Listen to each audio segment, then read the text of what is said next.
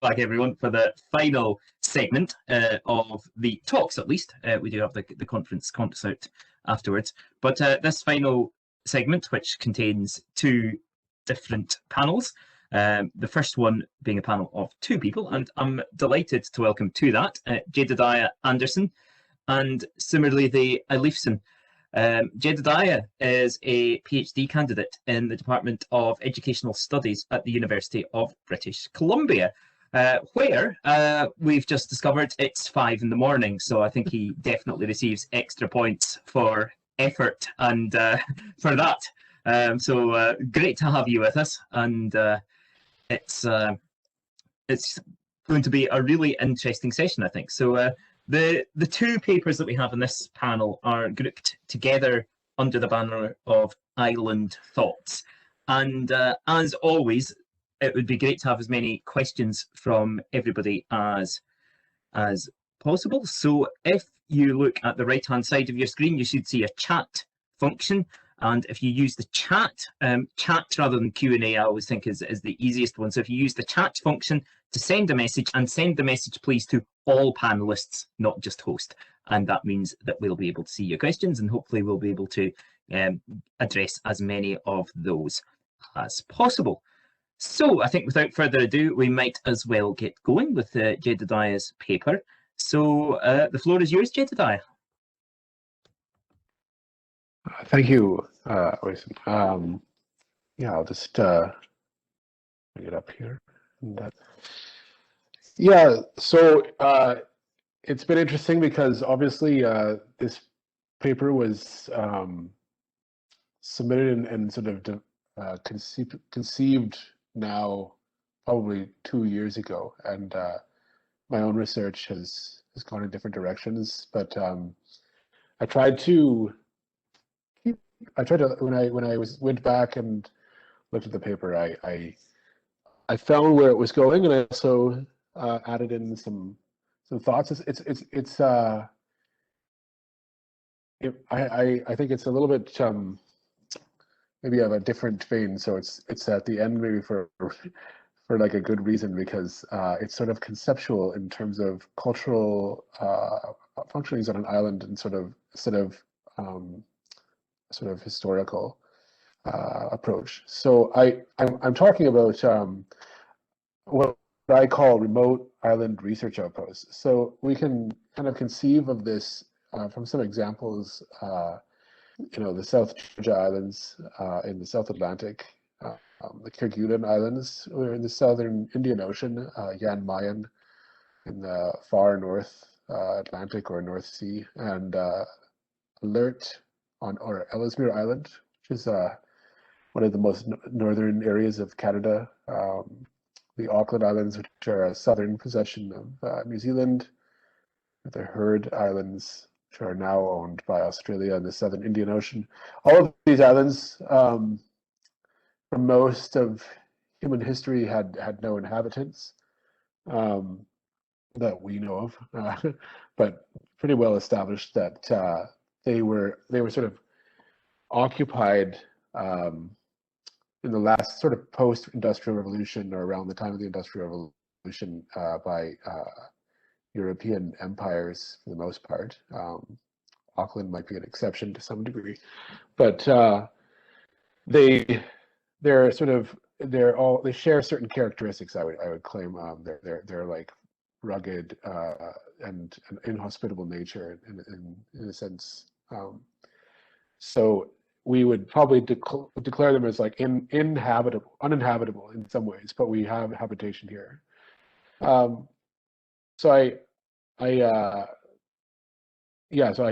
say that they're spatial or historical entities that are identified as peripheral to most of us in terms of their relationship to traditional European imperial powers. So they're peripheral in conscious aspect, but also geographical. And I focus on them as a type of possession, but they've been deemed unsuitable for colonization, sometimes through trial and error. A lot of these islands have been subject to attempts at colonization and settlement that have failed or have become uneconomical, which is maybe another way of failing. And in some cases, there's a persistent effort, namely, Ellesmere Island continues to have a community of Inuit that were settled there after World War II by force by the Canadian government. They were moved from northern Quebec to Ellesmere Island, but I don't. It remains to be seen how long that community will last.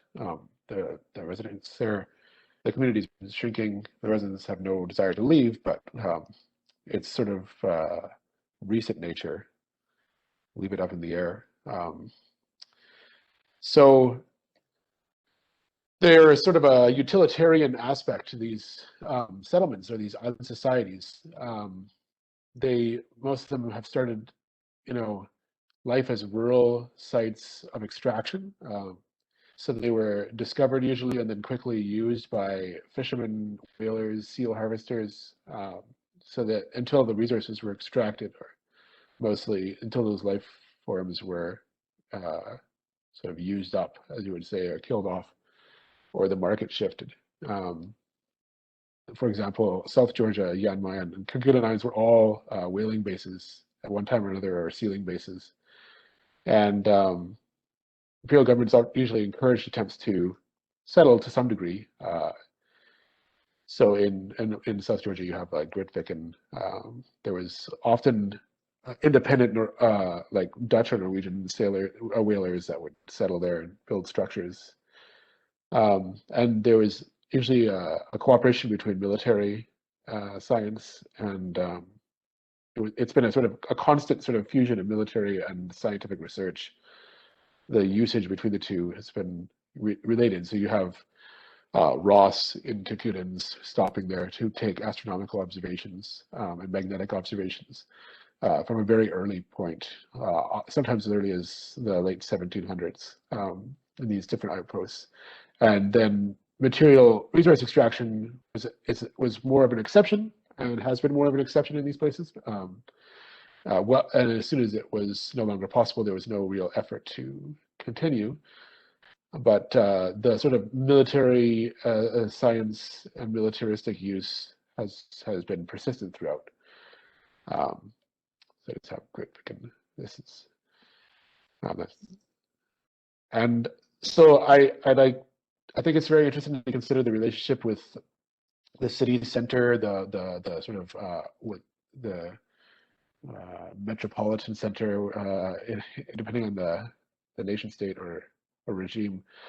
So they kind of, I argue that these island outposts act as military sort of outposts to an urban command structure, sort of similar to the way a distant remote farm might be to an industrial urban bakery, or they sort of act that way to an urban university structure. But they also act as a way to renew and maintain political control over geostrategic spatial possessions. So most of these islands exist outside the consciousness of the average person. A lot of people could not find a lot of these places on a map if you asked them to. So they're sort of non-places in a way, which is sort of interesting as well.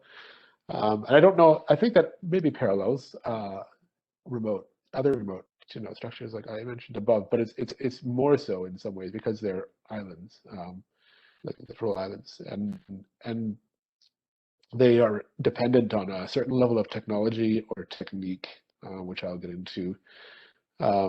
It's embedded into the purpose and utility of the islands. So their purpose of extracting weather information is wedded to their actual reliance on the same technology, often on modern sort of industrial or post-industrial technologies. So they're instrumentalized sort of spatial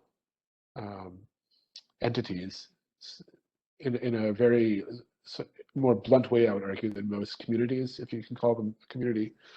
The human presence serves a purely instrumental purpose on these islands. Children are not born on most of these, with extremely rare exceptions. You do not have sort of a natural replacement of the population. So scientists and researchers are rotated out usually on a temporary basis for 6 months to a year, maybe a few years at most if there's an extreme case. And they usually conduct studies or military activities or operate technological equipment. The French philosopher Jacques Ellul has referred to this sort of modern integration of man with technological process of development. And he kind of talks about the fusion of man and the machine in this aspect. And you kind of see this in an extreme case, maybe in these settlements, where often a sole purpose of a human's being there is to operate a piece of research equipment or maintain sort of a functional presence. So there's a mechanization of human activity on these islands to an extreme level. To the point where, like, without the machine, there would probably not be people there for practical reasons or perhaps for other reasons. And so the scientific purpose is mechanistic, and it fuses with the Navy, usually with large machines. For example, in the Kerguelen Islands, they're serviced by a French naval presence that kind of rotates through on a regular cycle. And to access Kerguelens, which has extremely rough sea waters around it, they need that naval sort of like an extremely expensive naval presence, similar to Canada's presence on Ellesmere.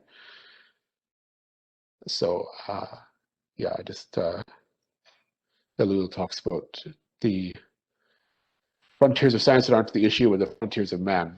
It's a technical phenomenon, is much more significant in regard to human situation than in regard to the scientific. So he's sort of more interested in the technical aspect of mankind's fusion with machine than the scientific purpose, which he regards as more of a metaphysical thing sometimes.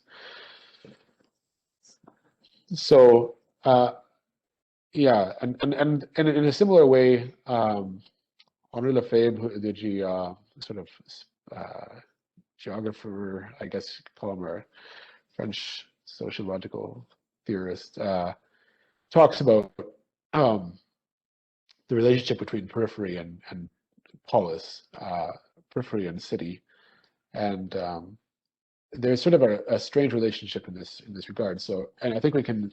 I brought it up because I think we can see it at play in these islands. So the town has a sort of what he calls a two-sided relationship with the country, and I think I can extend this metaphor to sort of in a modern sense to a macro perspective between the urban or metropolitan core and outer edges. This idea of administrative and military capacity to supply protection, but so these communities are reliant on administrative and military capacity, but there's also like a sort of symbolic role. So in essence, I would say, like, there's most of these islands play a role, even if their location is not known by the public. The state claims the space of the island and usually like a large area around it. So it often is an anchor point for a national regime to claim ownership to a specific region. So in the case of Canada, like the military and scientific bases on Ellesmere Island are anchor points for Canada's claim over all of its like northern land masses. And partly this is because of international law, but also sort of old precedents of establishing a militaristic outpost as a sort of a claim point, I think. Yeah, so that's Alert in Nunavut. So I think there's a mix of, I think we can see that there's a mix of like imperial pride and academic scientific functionality. So these, like Lefebvre is identifying, there's a symbolic focal point or hub, whether it's London or Paris, or you can see that as the actual like mainland in that sense of southern Canada or England itself or the United Kingdom, and then the outer edge. So these research outposts act to expand national conceptions of space to distant frontiers, such as the Indian Ocean or the South Atlantic or polar regions. That those become a part of the central state because of the fact that there's a presence there and a functional presence that's maintained. And yeah, so these outposts are used to often produce media. So in Canada we'll have even sort of jovial comedians visit some of these places and interview some of the staff there to remind Canadians that we are there. Or they'll have a news report, or in previous Prime Minister, Conservative Prime Minister, would rotate through on a yearly visit, sort of just, this is not done anymore, but to remind, I guess, Canadians that we were a quote unquote northern nation. Yes, so and I'm going to relate it specifically in some ways to Canada because that's the context I know best. But in Canada is an explicitly colonial state, so it's sort of roughly in line with a lot of these remote island research stations, was settled in a way that a lot of Canadian areas sort of started in a similar manner and then were expanded into formal settlements. So there's sort of, I think, a unique perspective Canadians can offer on some of these islands, or you can call them societies. And there's a Canadian theorist named Northrop Frye who wrote a book called The Bush Garden, and he talks about the idea of a garrison mentality in the Canadian mind. So he talks about how settler Canadians, they practice a geometric settlement pattern. So they established forts with specific distance relationships between them, and they didn't really think about adapting to the local natural conditions. They brought in supplies typically, sometimes they did, but usually it was sort of a sort of Cartesian appropriation of space. In his book Divisions on Ground, which is a different book of his, he talks about it becoming clear that scholarship, no less than poetry, grows out of a specific environment, and it's part of response to it. Now he's interested in the development of Canadian scholarship per se in universities and things in the historical development, but I think you can apply the same idea to how these islands are used, because scholarship is coming out of these places, and it's there's an interesting relationship of military science and like frontier existence. So I think that Canadians would identify now that these aren't straight parallels, but I think there's an interesting relationship with this idea of a garrison, because essentially most of these islands are not under militaristic threat today, though they have in the past. I mean, I think probably most people on this stream are aware of what South Georgia being occupied by Argentina 40 or 50 years ago. Kerguelens were threatened by the Germans World War II and have changed hands several times. So a lot of the time, these places seem quote unquote like worthless, but they're jealously guarded by their owners. There's a reason why they put scientists there beyond just simple science. And in Canada, a lot of the early settlements were commercial remote outposts that had a sort of multiple purpose, whether they were fur trading forts, or those fur trading forts often doubled as territorial claims that eventually became something more.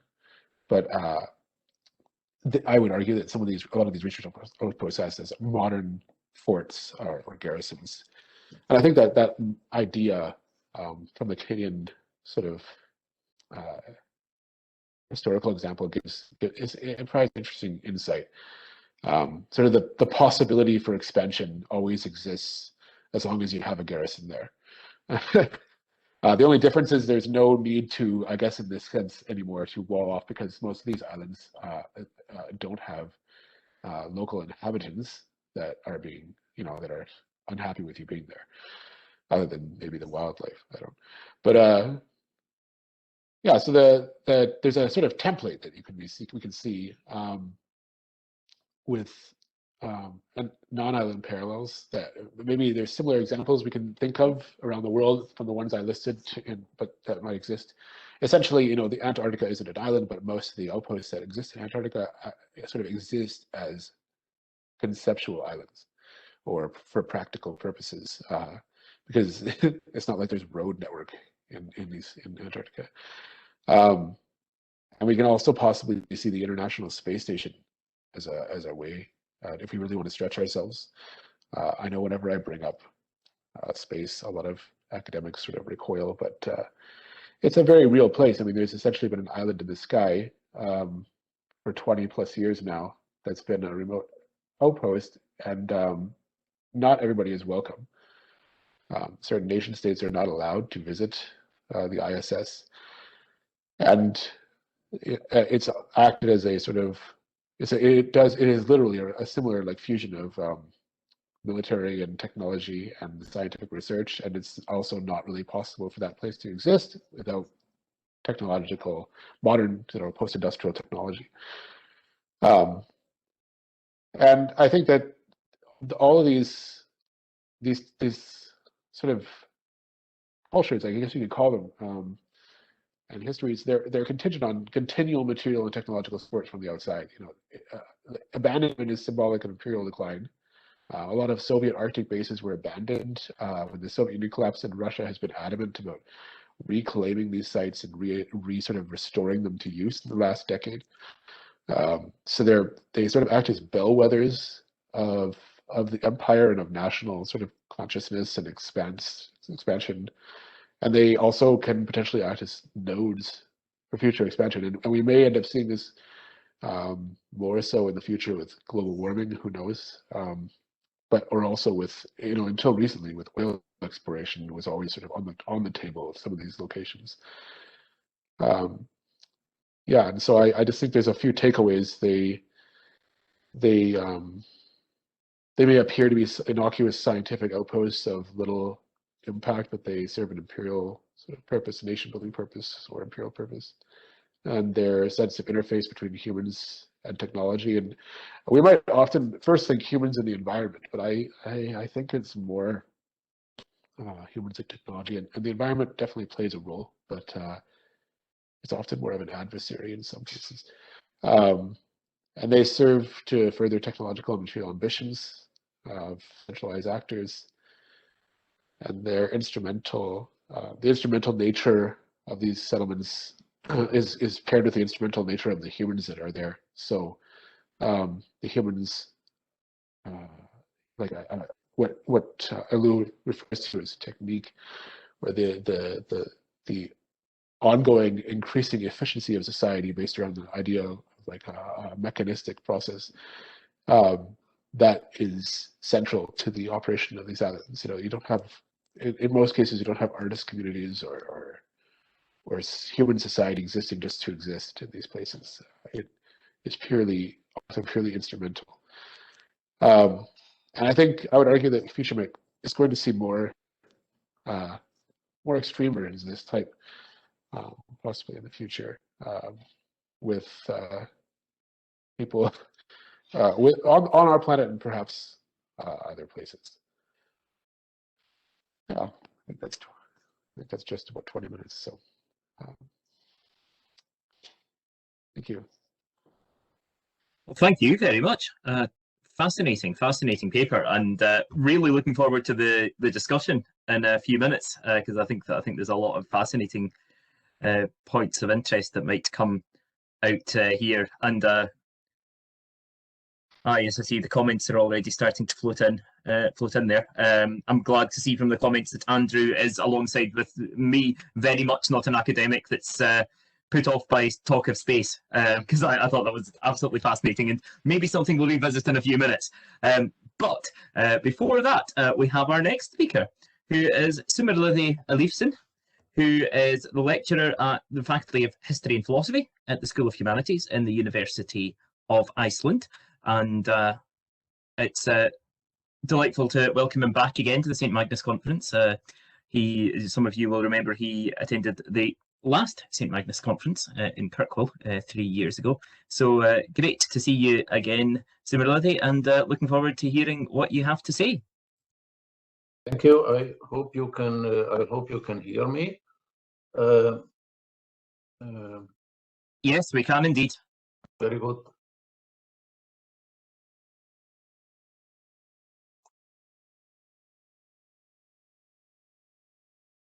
And you can see my slides. Very good. Yes, we can. If you click there's an icon in the bottom right. Looks a little like a wine glass. Like that this? will start playing. So yes. But if you change the display settings so that we can just see the one, there should be a way to show us the one full slide rather than the sneak preview that you've got there. Maybe it doesn't matter, but this is fine if that's. But I can't move them. I can't go to the next one. I think okay. You'll need to choose. You probably need to go back to share screen. Just unshare and share again, and then choose a different option. You've selected the preview rather than the presentation. Okay. Stop sharing, and then I should select what? So it's click on the share screen again, but then there should be a second option to actually choose which screen you share or which option you share. Okay.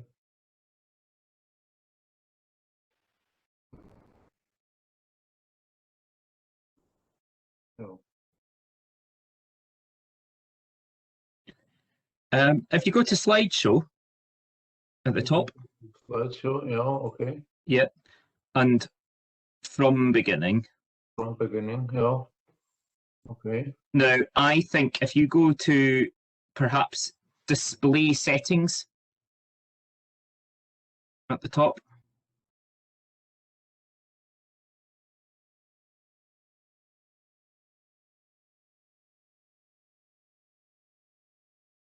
Yeah. It's not letting you change anything, is it? No. What we could do perhaps similarly, if you would like to email either Andrew or myself your slide, if you're not able to move them on. Just run the slideshow as it was before, with showing the I think so. the slides down the side as well. That would be yes, that's a good idea. That's a good idea. I think so. Yeah, if I can go back with that again. I'm getting a email from our technical department saying that it is correct as display settings if you can, similarly, but if not, then it's not a problem. We can just go back to the previous screen. Yeah. Yes, I think I will just do it like this. Don't you think? Yes, that's absolutely fine. Yeah. What I am going to do is I'm going to talk about or the title of my paper is Ida Pfeiffer and Travels in Iceland in the 19th century. And I'm going to discuss presentations of Iceland as a playground for masculinity in the 19th century and the unexpected challenges this destination making, to use a term from tourist studies, met around the middle of the century. First, some background. Through the ages, foreign guests in Iceland had been few, mostly traders, sailors, and fishermen of Danish, German, English, or other nationalities. These guests usually did not publish anything on their experiences or views on Iceland, even though there are exceptions. It was therefore completely new when other kinds of guests started to come to this out-of-the-way island around the 1770s, showing other interests for the country's people, nature, and environment, like these guys. Who were these guests and which were their motives? In the beginning, they were mostly wealthy British noblemen. The best known of them is probably Sir Joseph Banks, that was in Iceland in 1772. In general, they were young upper-class males of British, Central European and American origin. The motives were various. Some were mostly interested in medieval Nordic culture. Western Europe started to admire in the late 18th century. Others came for sport, fishing, and some painters came to find interesting motives as the sublimity of the North and High North became more and more popular. But the motive we are going to discuss here is Iceland as a playground for masculinity and Ida Pfeiffer's visit to Iceland in 1845. Many of the young men that came to the island from the late 18th century and in the course of the 19th century were young adventurers looking for a place that was completely different from what they were accustomed to, where they could suffer and survive and well have fun. Behind was the idea that it was necessary to train the body to be able to develop intellectual qualities. Hard training, even extreme hardship, and unexpected conditions were important to educate the mind.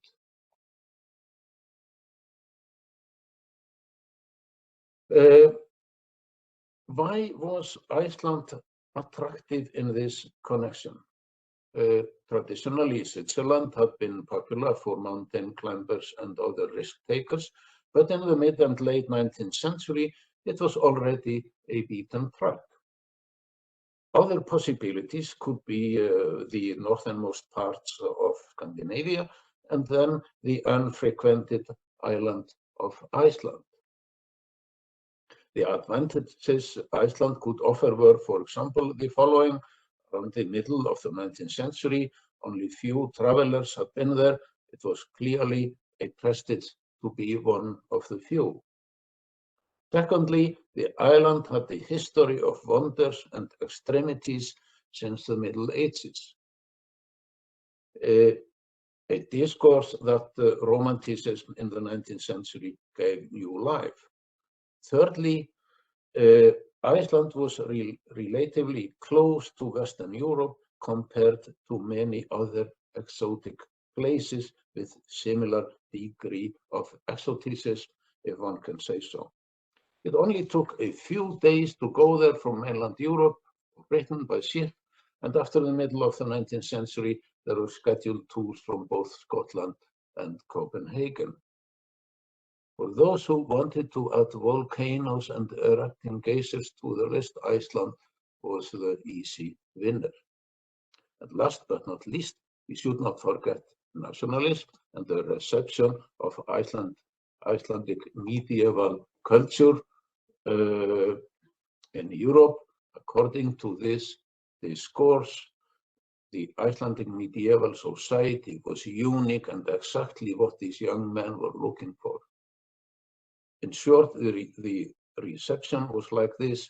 In medieval Iceland, physical training and the most unfriendly nature and education of the spirit had been united, and the medieval Icelanders were both warriors and poets. The imperialistic mind of the 19th century took this image of the Viking to his heart as an example of mens sana in corpore sano. Medieval Iceland became a proof for that hard physical exercise was essential of making mental and physical superiority. In the course of the 19th century, Iceland became therefore a kind of a training station for young European upper-class males. When they returned, some of them wrote on their experiences, the hardship they had been through, and their endurance. Let us now have a look on few examples to see how these guests formed their discourse on Iceland. First, we will meet the Englishman John Barrow Jr. He was in Iceland in 1835. Barrow's life was more or less always at risk, according to his book. He described, for example, his horrible experience when traveling from the town of Reykjavik to the neighboring town of Hafnarfjörður, and stated it was, and I quote, impossible to picture to the imagination anything more rugged, more forbidding, or even more barren. The American John Ross Brown describes well this destination making of Iceland as exotic and extreme in his book, The Land of Thor, from 1862. And you can see the quotation here. I will also read it. Iceland is a region of such blasted and barren aspect that the imagination was bewildered with the dreary desolation of the scene. The whole country, as far as the eye could reach, was torn up and rent to pieces. Prodigious fissures opened on every side, and for miles the trail wound through a maze of sharp points and brittle crests of lava. Sometimes our hardy little horses climbed like goats up the rugged sides of a slope where it seemed utterly impossible to find a foothold. So tortured and chaotic was the face of the earth, and not unfrequently we became involved in a labyrinth of fearful sinks where the upper stratum had given way and fallen into the yawning depths below. Between these terrible traps, the trail was often not over a few feet wide. It was no pleasant thing to contemplate the results of a probable slip or misstep. The whole country bore the aspect of baffled rage, as if imbued with a demonic spirit, or it had received a crushing stroke from the Almighty hand that blasted and severed to fragments. Those authors and many other I have not mentioned made Iceland a destination that was full of adventures, difficulties, and dangers, a place that should only be visited by the bravest of the bravest. Early in the morning, the 16th of May, 1845, a traveler, and I quote, bewildered by seasickness, left the Danish ship John in the harbor of Hafnarfjörður in Iceland. Her name was Ida Pfeiffer, an Austrian from Vienna. When she came to Iceland, she had already visited many other countries, among them the Middle East. And after her trip to Iceland, she even traveled around the world. After her visit, she wrote a book on her experiences that was published both in German and English, and you can see the English title here, A Visit to Iceland and the Scandinavian North. Pfeiffer traveled widely in Iceland, sometimes alone, sometimes with a guide. She even climbed Mount Hekla, the renowned volcano. According to her, the ascent was certainly difficult, and not least to traverse the lava surrounding the mountain. She stated she had been, and I quote, overcome with terror at the thought which involuntarily obtruded itself, the possibility of never finding my way again out of these terrible labyrinths. But up she came, probably the first woman to ascend the volcano. Pfeiffer doesn't hide that she did not find it easy to travel in Iceland. not least because she was a woman, but and not as wealthy as many of her predecessors. Country was in many ways impressive, she found, but to her opinion, Iceland was not as dangerous and extreme as many other travelers had stated.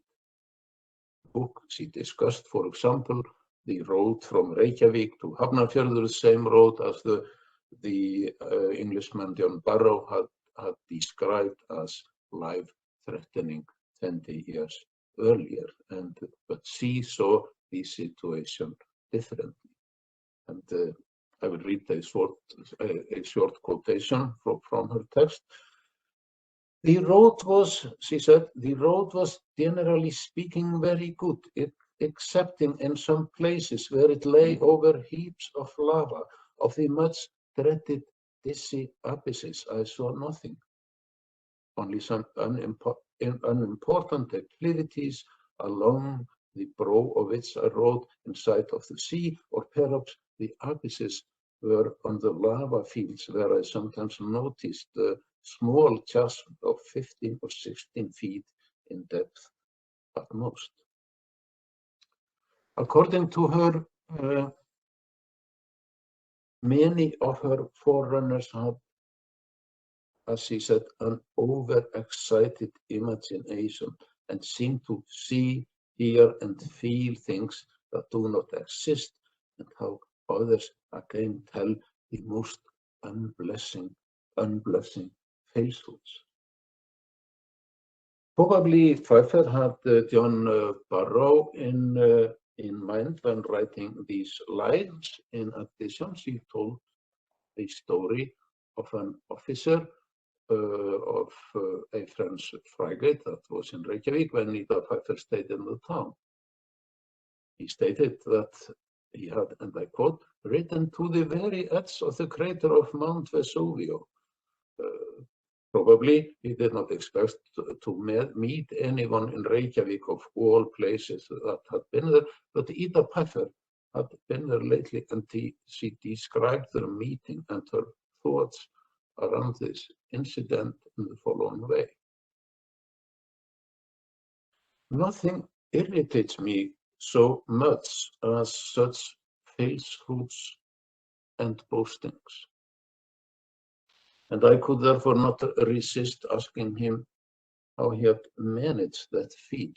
I told him that I had been there and feared danger as little as he could do, but that I had been compelled to descend from my donkey near the top of the mountain and let my feet carry me the remainder of the journey. He seemed rather embarrassed and pretended he had meant to say nearly to the crater, but I feel convinced he will tell the story so often till he will at last believe it himself. In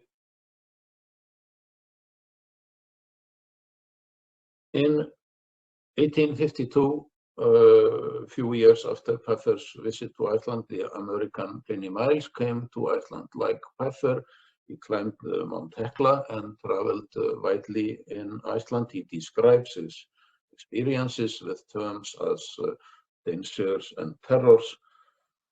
And on Mount Hekla, nothing was more likely than he would be swallowed up in the burning crater. Let us have in mind that there was no eruption in Hekla when Miles was there. But Miles did more than describe his adventures. He connected Iceland's sublimity with the sublime people of Iceland, having in mind Icelandic medieval literature, people that had been exemplary in combining physical and mental superiority, warriors and poets. Iceland were, according to him, finest specimens of the Caucasian race in any part of the world. Miles found that there was an important cause to defend, a cause that probably was more burning in his mind than the crater of Mount Hekla. On the surface, the cause was the honor of Iceland, as Ida Pfeiffer had both insulted the people of Iceland and the country itself, if one can say so. The first by describing the Icelanders as the rudest and most dirty barbarians she had ever seen in the country by simply being there alone. A woman traveling alone in such a dangerous place.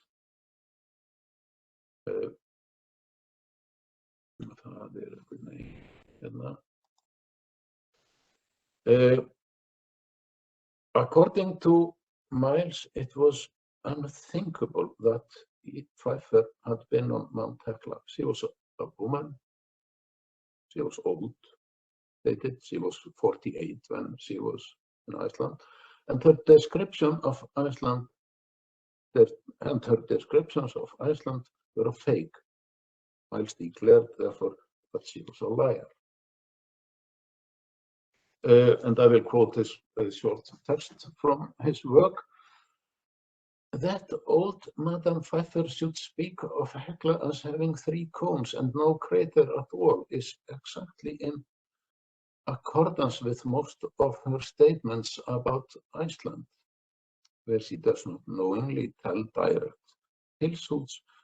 The guesses she makes about those regions that she does not visit, while stating that she does, show her to be bad at guesswork and poorly informed about the country.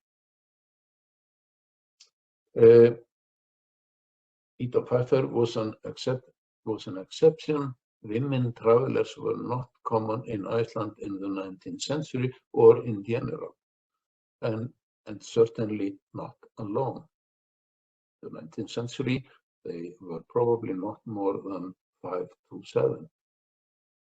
She was ahead of her time. Ida Pfeiffer went to a restricted area, a place that was for men only. She had broken a world where she should not be. Her crime was, if we can say so, not lied. She ridiculed other Iceland travelers and stated that many of their stories of the harsh and extreme conditions in Iceland were not true.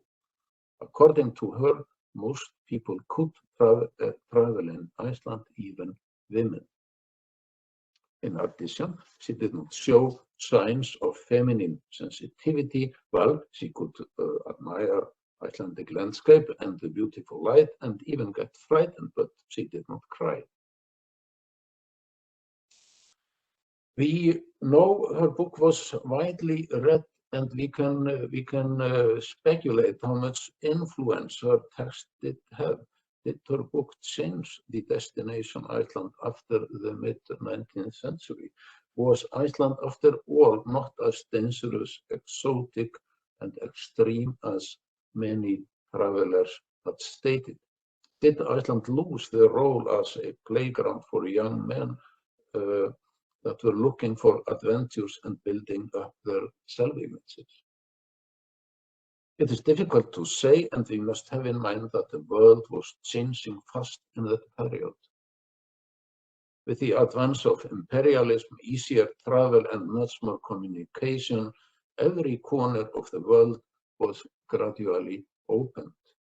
Richard Burton, the well-known English explorer, could state after his stay in Iceland in the early 1870s that it was easy to find much higher mountains, much bigger waterfalls, and more magnificent geysers than old Geyser, and Mount Hekla was just a pygmy, according to him.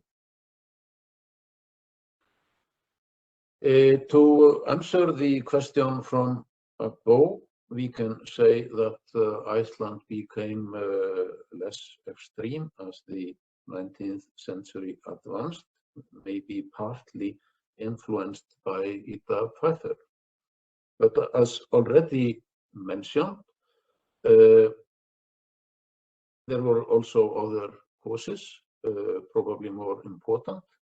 On the other hand, Iceland as a destination has kept much of the romantic, exotic, dangerous, and even terrific qualities. It is still a place where young men can risk their lives, as you can see, but it is another story. And this is all. Thank you. Wonderful. Thank you very, very much for absolutely fascinating paper. I can just see, glancing at the chat at the side, it certainly provoked an awful lot of discussion, as has Jedediah as well. I suppose both papers really we can tie together with I suppose the general theme of different concepts of what is out with the normal human sphere of occupation, what is kind of, what is remoteness, what's the definition of a distant remote outcrop.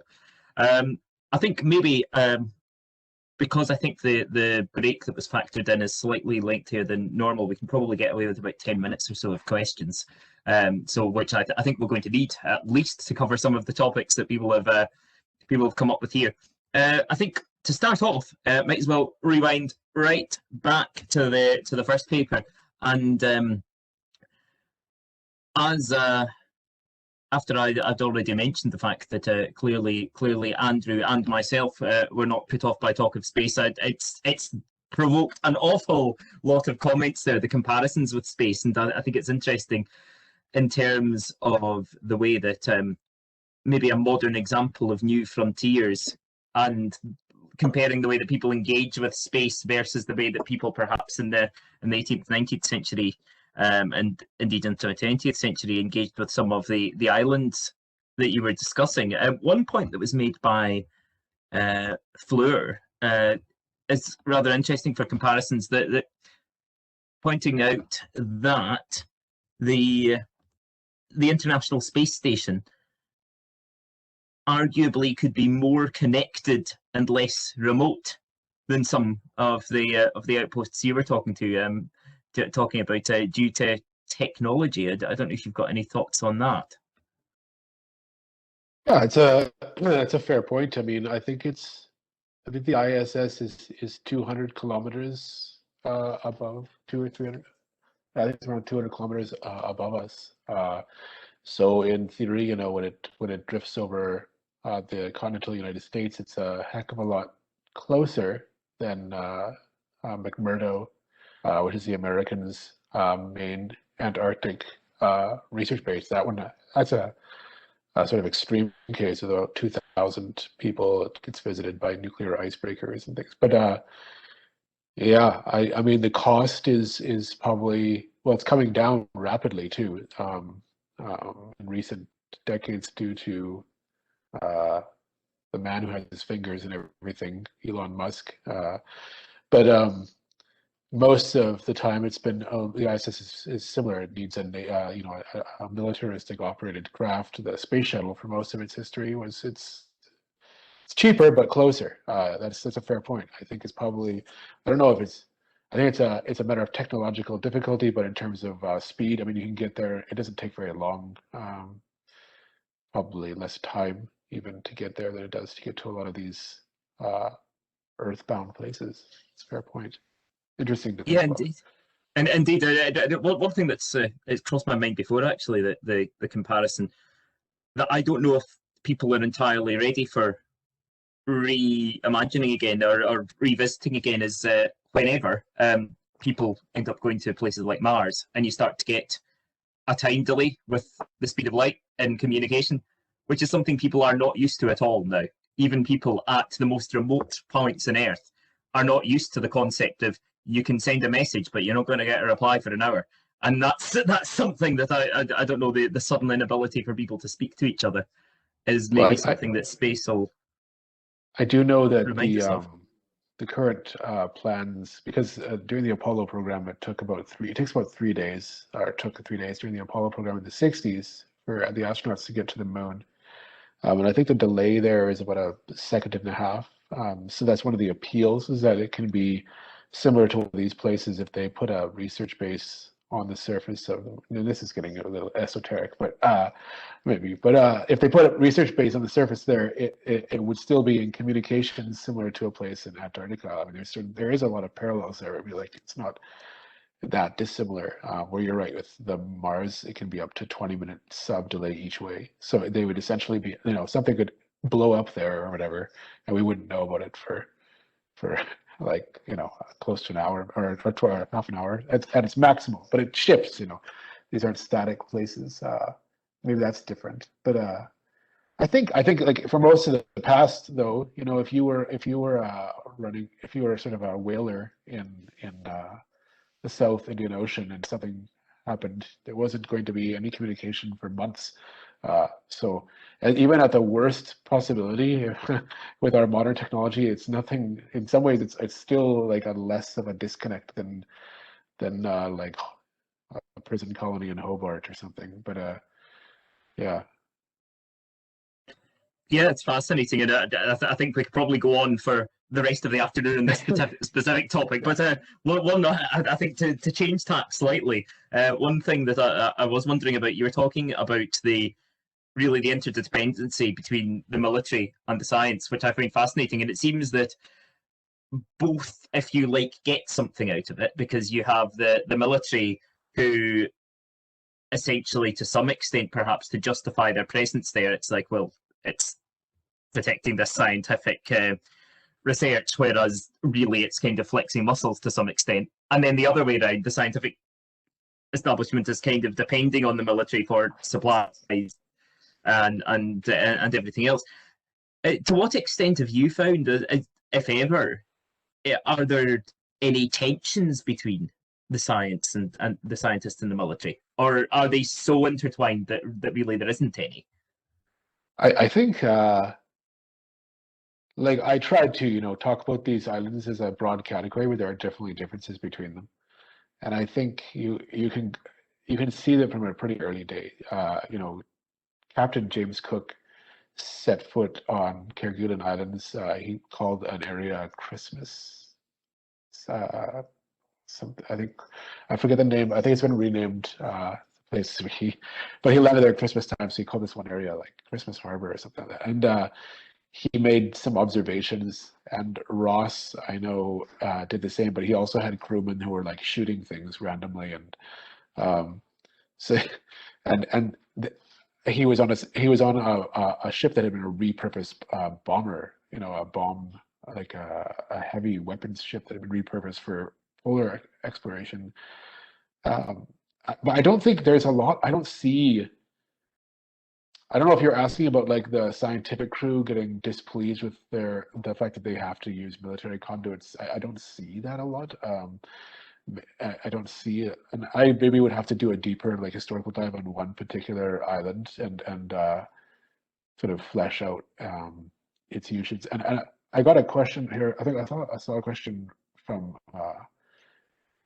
Andrew Jennings about Svalbard, and I think that would be the best case for a conflict between the military and because there it's a unique situation where Norway does not have absolute sovereignty over Svalbard. They have a treaty with the which was the Soviet Union and now Russia, that as long as Russia maintains a presence there, they have access. So there's a community called Pyramiden that Russia maintains. I think they maintain more than one, but that's the main one. And Russia has kept people there even since the collapse of the USSR, because if they leave, Norway reserves the right to like bar them from future access to the islands. So I think there's another treaty that treaty also allows other researchers. So there's a Polish research base there, I believe, and a bunch of other communities. So there's this, but those communities there's some sort of, I believe there's some sort of contingency that they leave, they can't like come back. So there's like this maintained effort to continue a presence, and Norway that island is sort of in a weird intermediary state where there is a settlement there with people who do live there. In Longyearbyen, and there's been coal mining, and the people who are there now, they might not leave if things sort of fell apart. They might try. There might be a core of people that would try to sort of persist.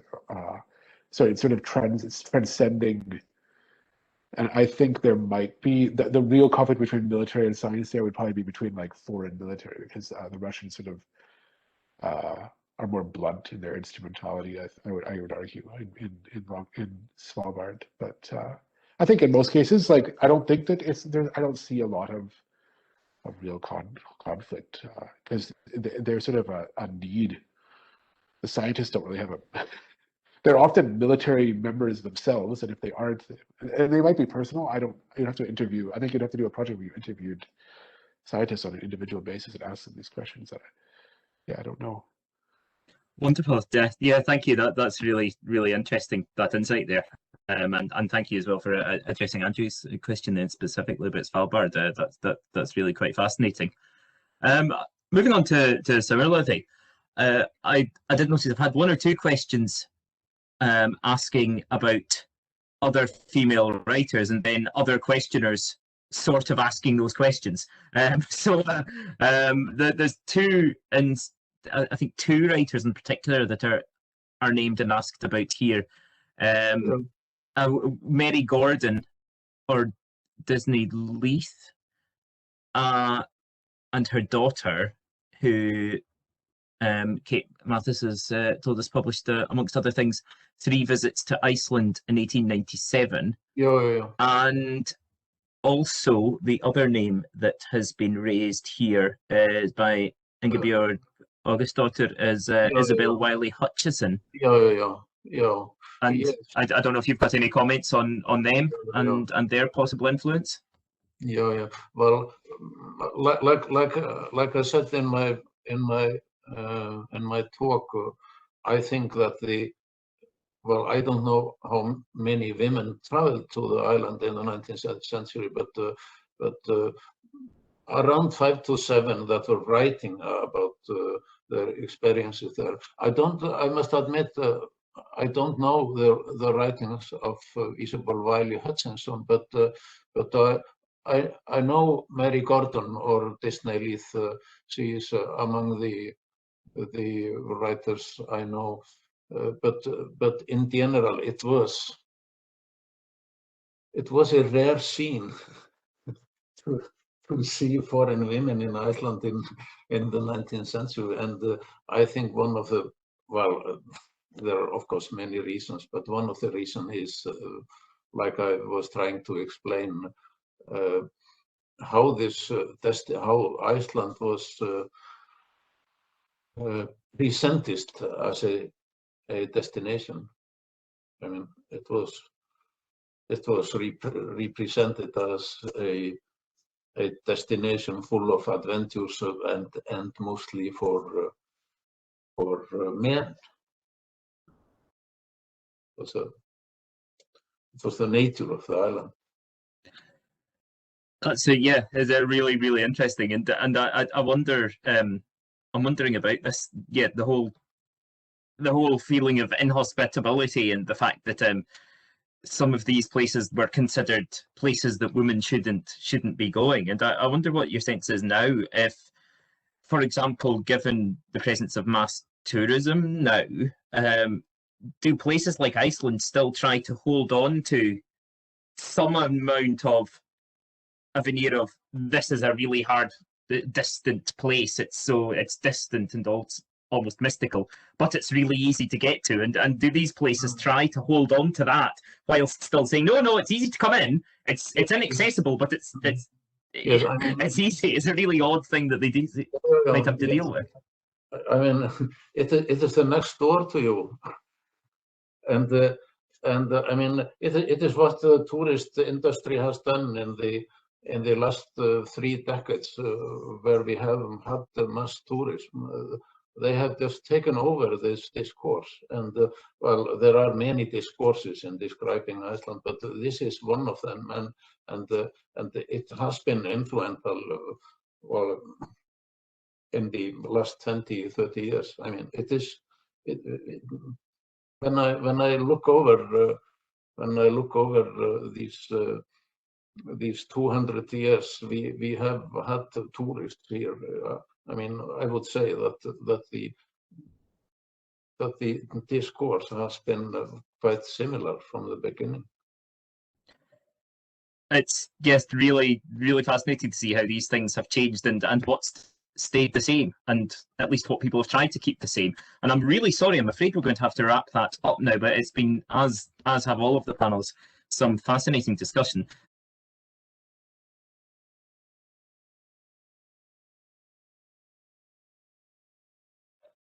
Right, okay, everybody. Well, it's 2:10 now, and that means that it's time for our final session for this conference. And it's looking really interesting, I have to say. The theme is women's work, and we have 4 different speakers coming, in again from, very, very different places in the world. We've got somebody sitting outside and presenting. It's good to see people coming from such a range of different areas. And I think we will do the usual setup that everybody will present, and you can put questions in the chat as you listen, and then we'll take them all together after the 4 papers and finish off with a discussion. So I'm very much looking forward to hear what you're going to say. And first of all, we've got Rosie Gibson, who is a community artist who's worked in a range of different media. And just reading the abstract, it's really fascinating. You seem to be working with sort of film and literature and heritage, cultural heritage, archaeology, etc. So Rosie, please go ahead and tell us all about your interesting work. Thanks, Alex. I'm just going to pause while the train goes by. I didn't have that on cue, promise. Hi, everybody from Inverkeithing. Thanks, Alex. It's a pleasure to be part of this fascinating conference. Thanks to Andrew and Leanne for helping to facilitate me to be able to do it from here outside, and to Leanne Cumming and Lynn Jimison here for helping me to prepare the talk. I'm speaking to you from Witch Now. This is a site where women were convicted of witchcraft in the 1600s in Inverkeithing, and this is where they were executed. And I'll come back and refer to this site in a moment. I'm calling the presentation today, The Work They Say Is Mine, Women in Shetland. Her story, her time, her place. Engineers of the imagination. The original plan was to show the film, The Work They Say Is Mine, and then open to questions. But the pandemic and technology has got the better of us. I'm still hoping, though, that the talk will have some elements of performance and poetic prose. As I said, and this happened before, I'll pause if another train goes by, which it might be, because this is the main Aberdeen to London line. The presentation is divided into 3 sections. First, a very brief introduction to my ongoing art practice as it relates to her story, her time, her place. Secondly, an overview of the film, the how and the what of it. And finally, I'll focus on 3 strands of the film that don't get much attention and discussion. The practice. After we made The Work They Say Is Mine in the 1980s, I went on to research the witch hunts in Scotland and then wrote a script for a feature film. Since January the 1st this year, I've been creating a climate emergency art action called The Rate Wind. Collaborator Ian Walker takes a photo from the back of me doing a headstand in a significant place. Then that gets combined with the relevant text and posted on Instagram. There's a tray.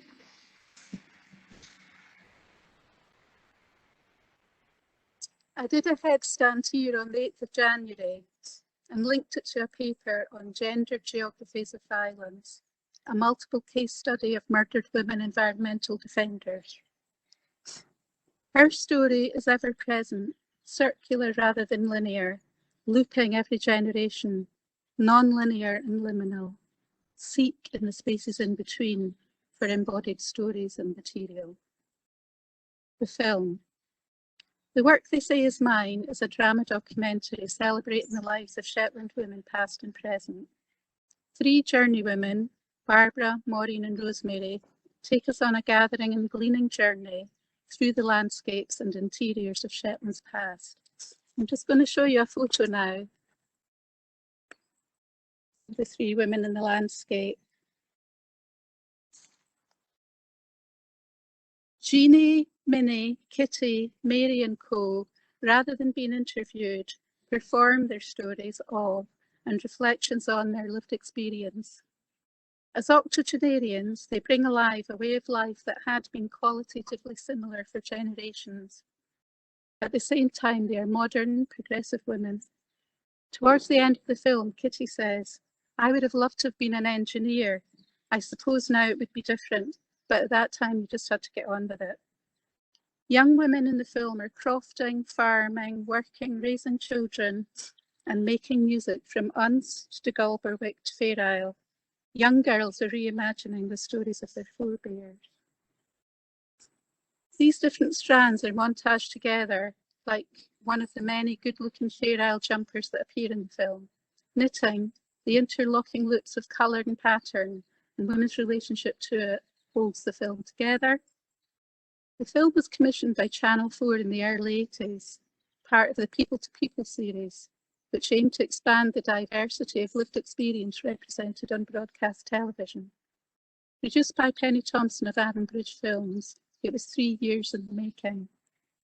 3 young Turks, Sonia McAngus, Diane Barry and I, called ourselves 20th Century Vixen and first made a pilot VHS video, Last Tack Die Sock.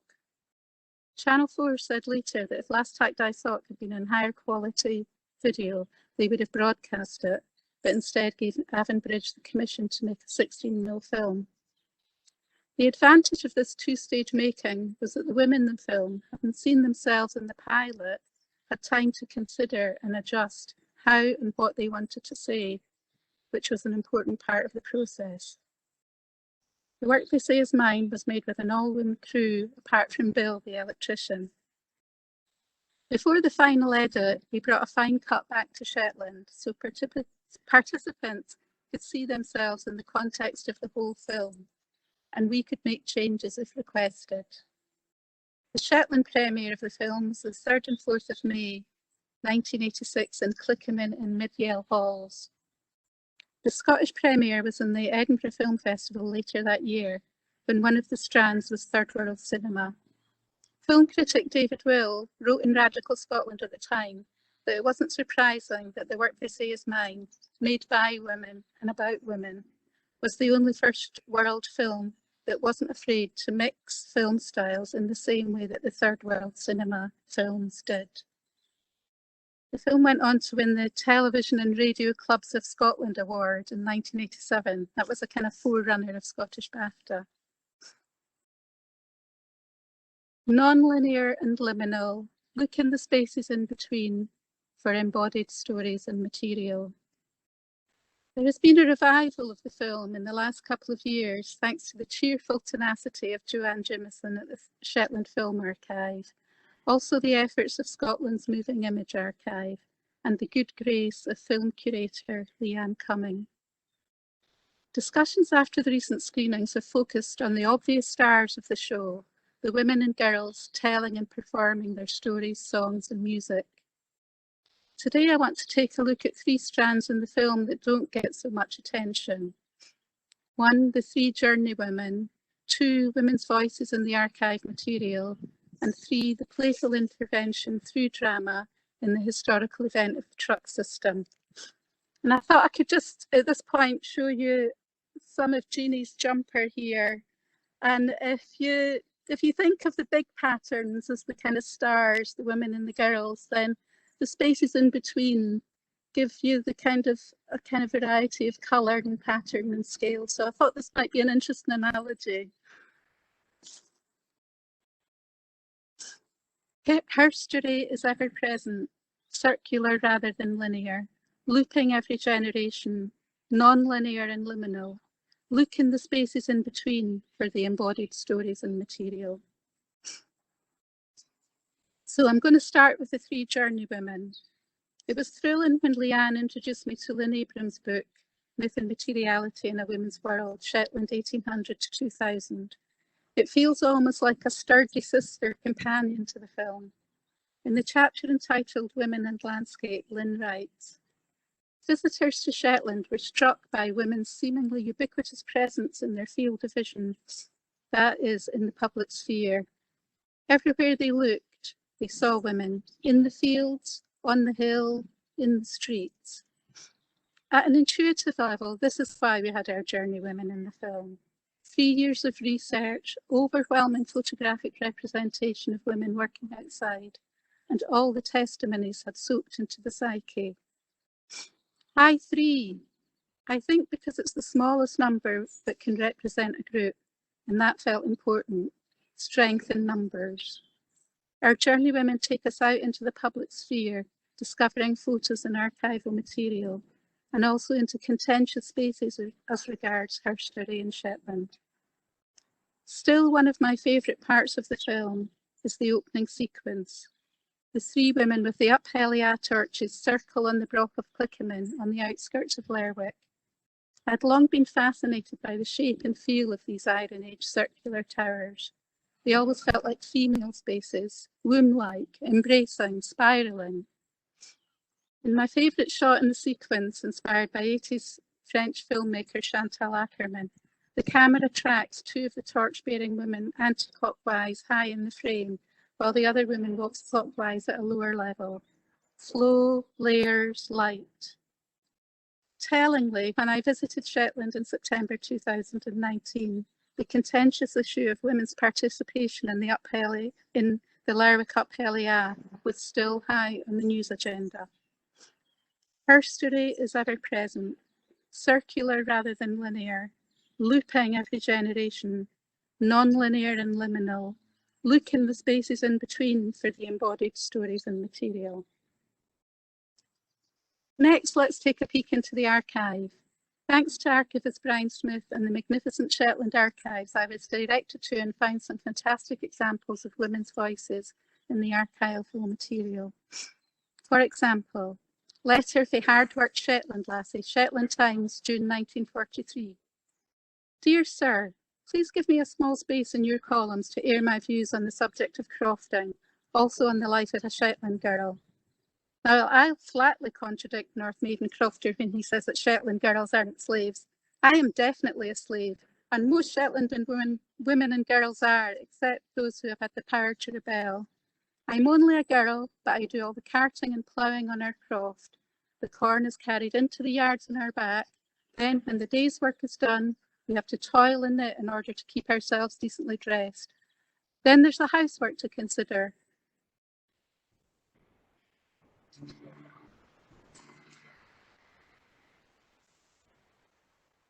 Sorry about that. I'll take my glasses off now. It's not sunny now, so and then I can see you as well. And then there's the housework to consider. No woman in other parts would stick the hardships we have to endure to keep the family fed and the house clean. Well, this will have to be all, but I could fill a book. I hope, however, my letter will solve the mystery of why some of the younger generation want to leave crofting. Again, it was thrilling to find evidence in the archives of a young woman voicing such an energetic but still humorous analysis of her situations. I like to think this letter was the first step on our journey to rebellion. Again, in Myth and Materiality, I find sisterly connections. In the conclusions on the chapter on the women in landscape, Lynn writes, visitors to the island were not hallucinating. They did see a society populated by active, toiling women. These circumstances also impacted upon the ways in which the women themselves constructed their identity in the 19th century, with a sense of individual self-worth and value. When we were filming, there was a fascinating linguistic indicator of this constant construction of female identity in the public sphere. Very quickly, and in all the different locations throughout the island, camera woman Diane Tams was the camera wife, camera assistant Diane Barry was the camera lass, and likewise sound recordist Morna Burns was the sound wife, and Sarah Noble was the sound lass. Gendered identifiers came naturally.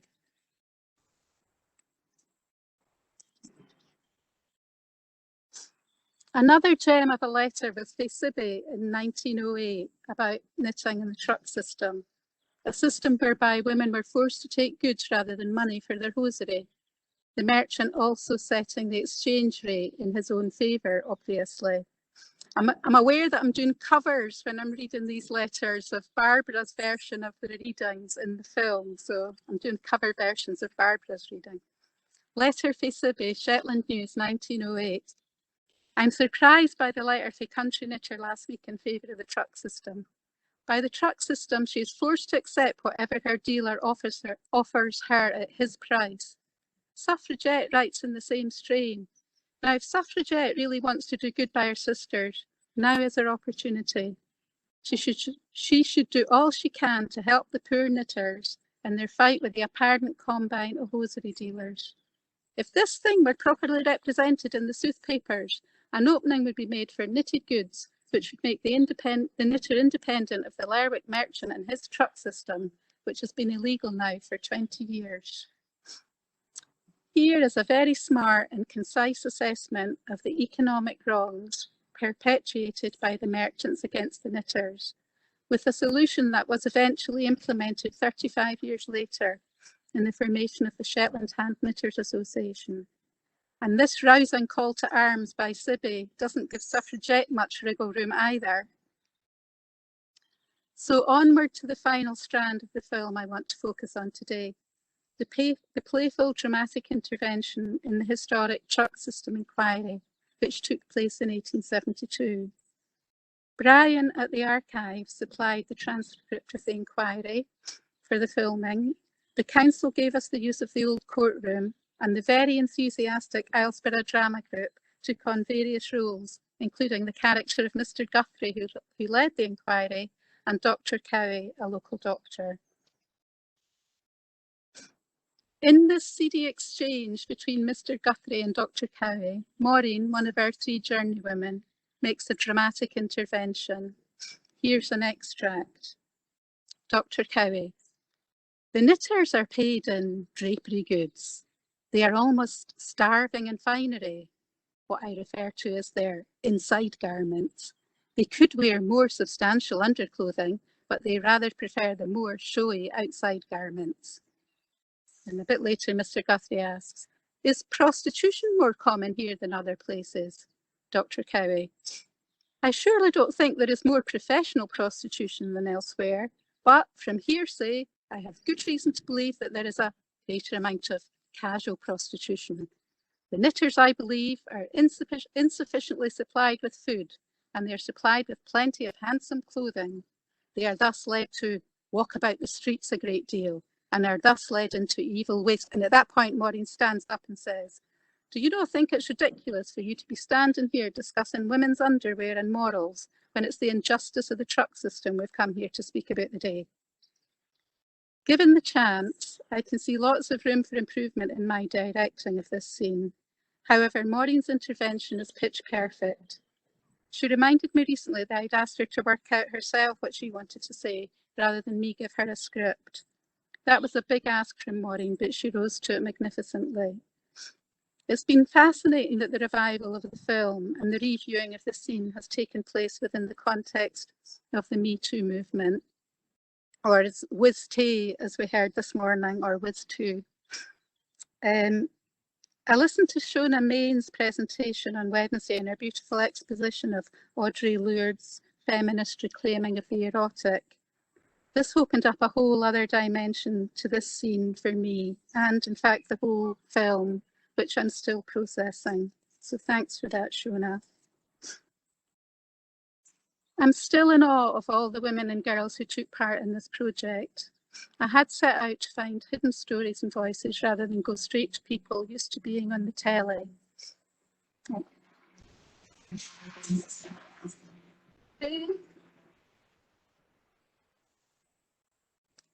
I had set out to find hidden stories and voices rather than going straight to people used to being on the telly. The lasting impression of the film is one of creativity, power, resilience and humour. But in order for that to happen, individual Shetland women and girls went out on a limb, stood out from the crowd, spoke and sang truth to power, and took the flak when it came. Her story is ever present, circular rather than linear, looping every generation, non-linear and liminal. Look in the spaces in between for the embodied stories and material.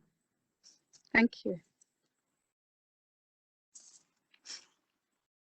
Well, thank you, Rosie, for that fantastic presentation. I'm a great fan of the book Myth and Materiality as well, so that was really good to hear.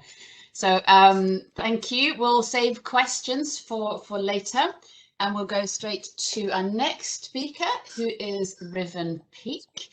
We're very happy to see Riven here today. She did an MLit with us a few years ago, and she then carried on in Durham, where she's now pursuing a PhD thesis on Viking sexuality, and she also teaches in medieval literature in Durham. And today she's talking about something completely different. We're about talking about whiskey, drams and dames, how women have shaped and developed the Highlands and Islands Scotch whiskey industry. So Riven, please go ahead. Thank you. Okay, can everybody see my my screen okay? Yeah, that's good. Okay, so hello everyone, and thank you for having me here today. As Alex was just saying, my name's Gailann Riven Peake, and I'll be talking to you about drams and dames and how women have shaped and developed the Highland and Island Scotch whisky industry. First of all, I think to avoid any confusion or debate on my spelling, it's actually the Scots who traditionally spell it whiskey with no E, and the Irish, followed later by the Americans and the Japanese, add the E. So if you see whiskey with no E, then you know it's Scottish and the real McCoy. So firstly, to introduce the dram, Scotch whisky itself is a special blend of malt or grain whisky, which comprises 5 main categories, varying single malts, grains, or blended versions, and is made only in Scotland under very specific legal regulations, and must be aged in oak barrels for a minimum of 3 years before it can be sold as Scotch. The taste varies tremendously between brands and can often be determined geographically and ID'd with the location by the taste and flavour. Of course, Scotland and Ireland each insist that they invented whisky, but neither country can actually prove it. But according to renowned journalist and whisky scholar Michael J. Jackson in his book Whisky, the Definitive World Guide, it was in the 1300s when a family of doctors, the McVeys and the Beatons, moved between Ireland's County Antrim and Scotland's Isle of Islay. So they were really both Scottish and Irish.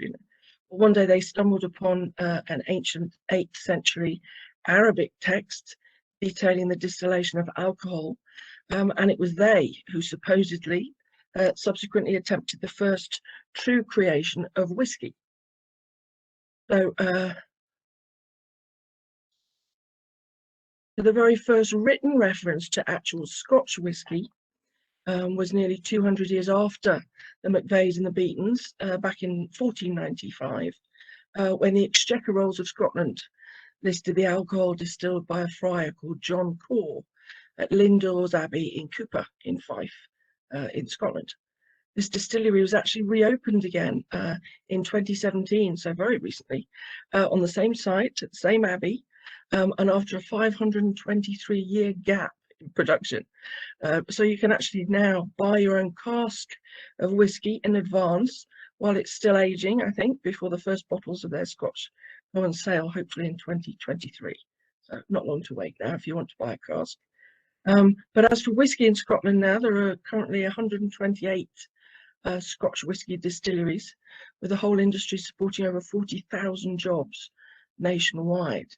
Currently 90% of the Scotch made in Scotland is actually exported abroad at a staggering rate, actually 2,500 bottles a minute, which generates £5 billion of revenue to the UK economy annually.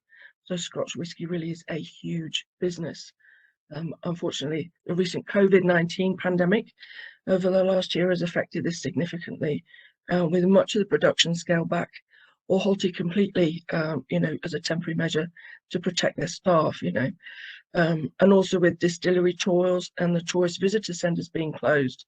So it has had a big impact on revenue, especially at a local level as well. So the origins of whisky. Well, Scotch whisky actually begins its life basically as beer, that is barley, yeast and water, and is known as distiller's beer. It may surprise you to know that the first evidence of beer making has been found carved on Mesopotamian tablets dated 4,000 years BC, where they describe their beer manufacturing process, as well as actually revealing that the majority of beer brewers at the time were indeed women.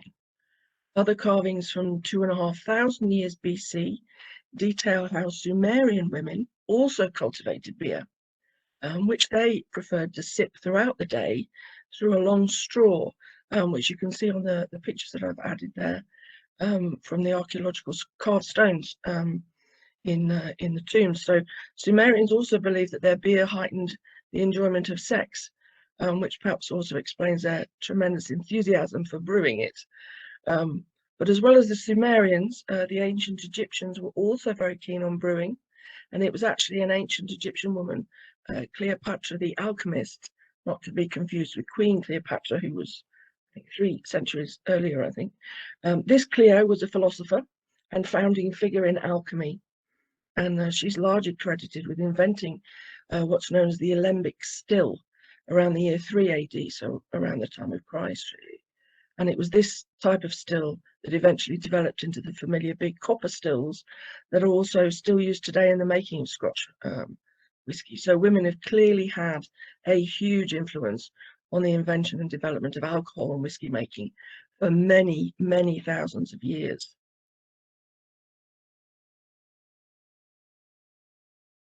By the time we reached the medieval period, spirits and alcohol were widely used as medicine, prescribed by doctors as a remedy for everything from the pain of childbirth through to a possible cure for the plague. Early fermentations were known as aquavita in Latin, or forgive my pronunciation now, usquebar in Gaelic, both of which mean the water of life. But the actual term whisky wasn't really used until much, much later, during the 19th century, I think. And once again, it was actually women who made a lot of this medicinal alcohol, where they worked in apothecaries, distilling anything from flowers to make, rose water and berries, through to potatoes, onions, and even turnips. They also distilled beer to make into spirits, which basically resulted in unaged whiskey, although they didn't actually know that at the time. And this became so popular that the so-called wise women began making their own alcohol to sell as medicinal remedies, although many also began selling it for purely intoxication purposes as booze, basically. However, during the 15th and 16th centuries, anyone found to be in possession of spirits not officially obtained from a doctor was deemed to be a witch. And at the time, possession of this forbidden alcohol was actually deemed proof of witchcraft, resulting in many mass executions, with apparently 4,000 at least killed in Scotland alone. And I do think this is perhaps one of the main reasons that explains why women's contribution to whisky making over the centuries has so often been virtually erased from history, especially in Scotland. It's just gone. So on to the important bit now, you could say, the actual drinking of the whisky. Sadly, the conference is online, so I couldn't arrange for any little samples for everybody, which is a shame. But it wasn't until we reached the 19th century that Queen Victoria became the first woman to publicly champion the drinking of Scotch whisky. And it was only later, over the last century, really, I think, that Scotch became traditionally used as a man's drink. And I think if you canvass public opinion today about your typical whisky drinker, many people would probably still say that whisky is mainly drunk by men. And this probably also gives some very male-focused imagery and stereotypes of who drinks whiskey. You know, for example, the very masculine, adventurous or sexy alpha male, or a more mature man sipping it with an after-dinner cigar, or possibly a Scotsman, albeit perhaps a wealthy landowner one, or even an American cowboy riding his horse in the old Wild West and drinking his bourbon whiskey derivative.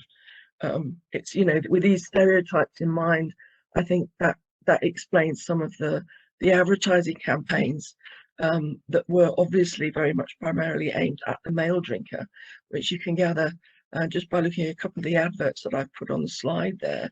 You know, the top one is from the 1970s, so perhaps slightly more excusable, but the very dodgy one there on the right was only just over 10 years ago, really, which is quite shocking to see now, I think. So yes, in recent years, you know, the stereotypes have slowly begun to change, especially now with the, you know, the Me Too movement. And also because current research indicates that 37% of whiskey drinkers today are in fact women now, and that number is growing, you know, perhaps even more so after lockdown, I don't know. But just in case you thought the days of incredibly sexist advertising and misogynistic marketing were over, I had to show you this one. This is actually a German whiskey manufacturer, so it you know, Scotland is not to blame for this one. But this company is called G Spirits, and they currently sell a whiskey where, and I quote the company blurb now on this, every drop of our whiskey has run over the bosom of a specially selected Playboy model before bottling. I kid you not, absolutely true, and all for the bargain price of €108 a bottle. I have to say, I can't quite think how they would do this, you know, if she stands in a plastic bucket or something, just pouring it all over herself all day with little men, collecting the new and improved whiskey version from around her feet. I don't quite know, but it certainly makes you wonder. But the practical and, of course, hygiene concerns aside from all of this, it clearly demonstrates their male target audience and the type of whiskey drinking consumer that they were, you know, that they're aiming to attract to buy their whiskey. So even today, in the modern 21st century, whiskey stereotypes still very firmly exist and are seemingly alive and well. Still standing in a bucket, I think. But fortunately, things are changing. And it isn't just the increasing numbers of female whiskey drinkers driving this change, but also the women who make it now and are increasingly being involved in the actual creation, development and distilling of whiskey too. In 2017, Heather Nelson became Scotland's only female whiskey distiller when she launched her very own Tulvaddy Scotch based in Rossshire. Her plan is to produce 30,000 litres of Scotch a year using 2 huge traditional copper stills, which I mentioned before, which she's housed in a local abandoned aerodrome. With the flavour described as smooth, with peaty nuances inspired by her local landscape, which I think is a lovely description. And Heather is the first woman in almost 2 centuries actually to open a whiskey distillery in Scotland. So an independent female distiller may finally be making public inroads in the business. My little dog's just gone mad. Come on, please. Hey. Excellent timing. Come on, please. Come on, please. Oops. Come here, please. Come on. Sorry about that. So yeah, she's making great inroads in the business. Hebe, come on now, please. Hey, come on. Come on now, please. Come here, please. Come on. Yes. So yeah, she's not the first woman to be involved in the Scottish whiskey industry. Back to the plot. Back in 19th century Scotland, government excise agents ruthlessly hunted smugglers and illegal whiskey distillers in their pursuit of taxes. So in 1824, in order to avoid prison, husband and wife whiskey smugglers, John and Helen Cumming, decided to change their small-scale illicit production on their Speyside farm and turn it into a legitimate tax-paying business. and the business flourished primarily due to Helen's ability as a distiller. Their son Lewis eventually replaced his father in the business, but when he died in 1872, 95-year-old Helen encouraged Lewis's much younger pregnant widow Elizabeth to take over. Elizabeth Cumming proved to be an excellent businesswoman, trademarking the name Croci Whisky and expanding production year on year. And despite now being owned by Diageo, the multinational, Croci Whisky is still in production today, and descendants of the Cummings family are still involved in the business now. In more recent times, in 2018, the Talisker Scotch Whisky Company on the Isle of Skye achieved a first, an all-female management team running the distillery.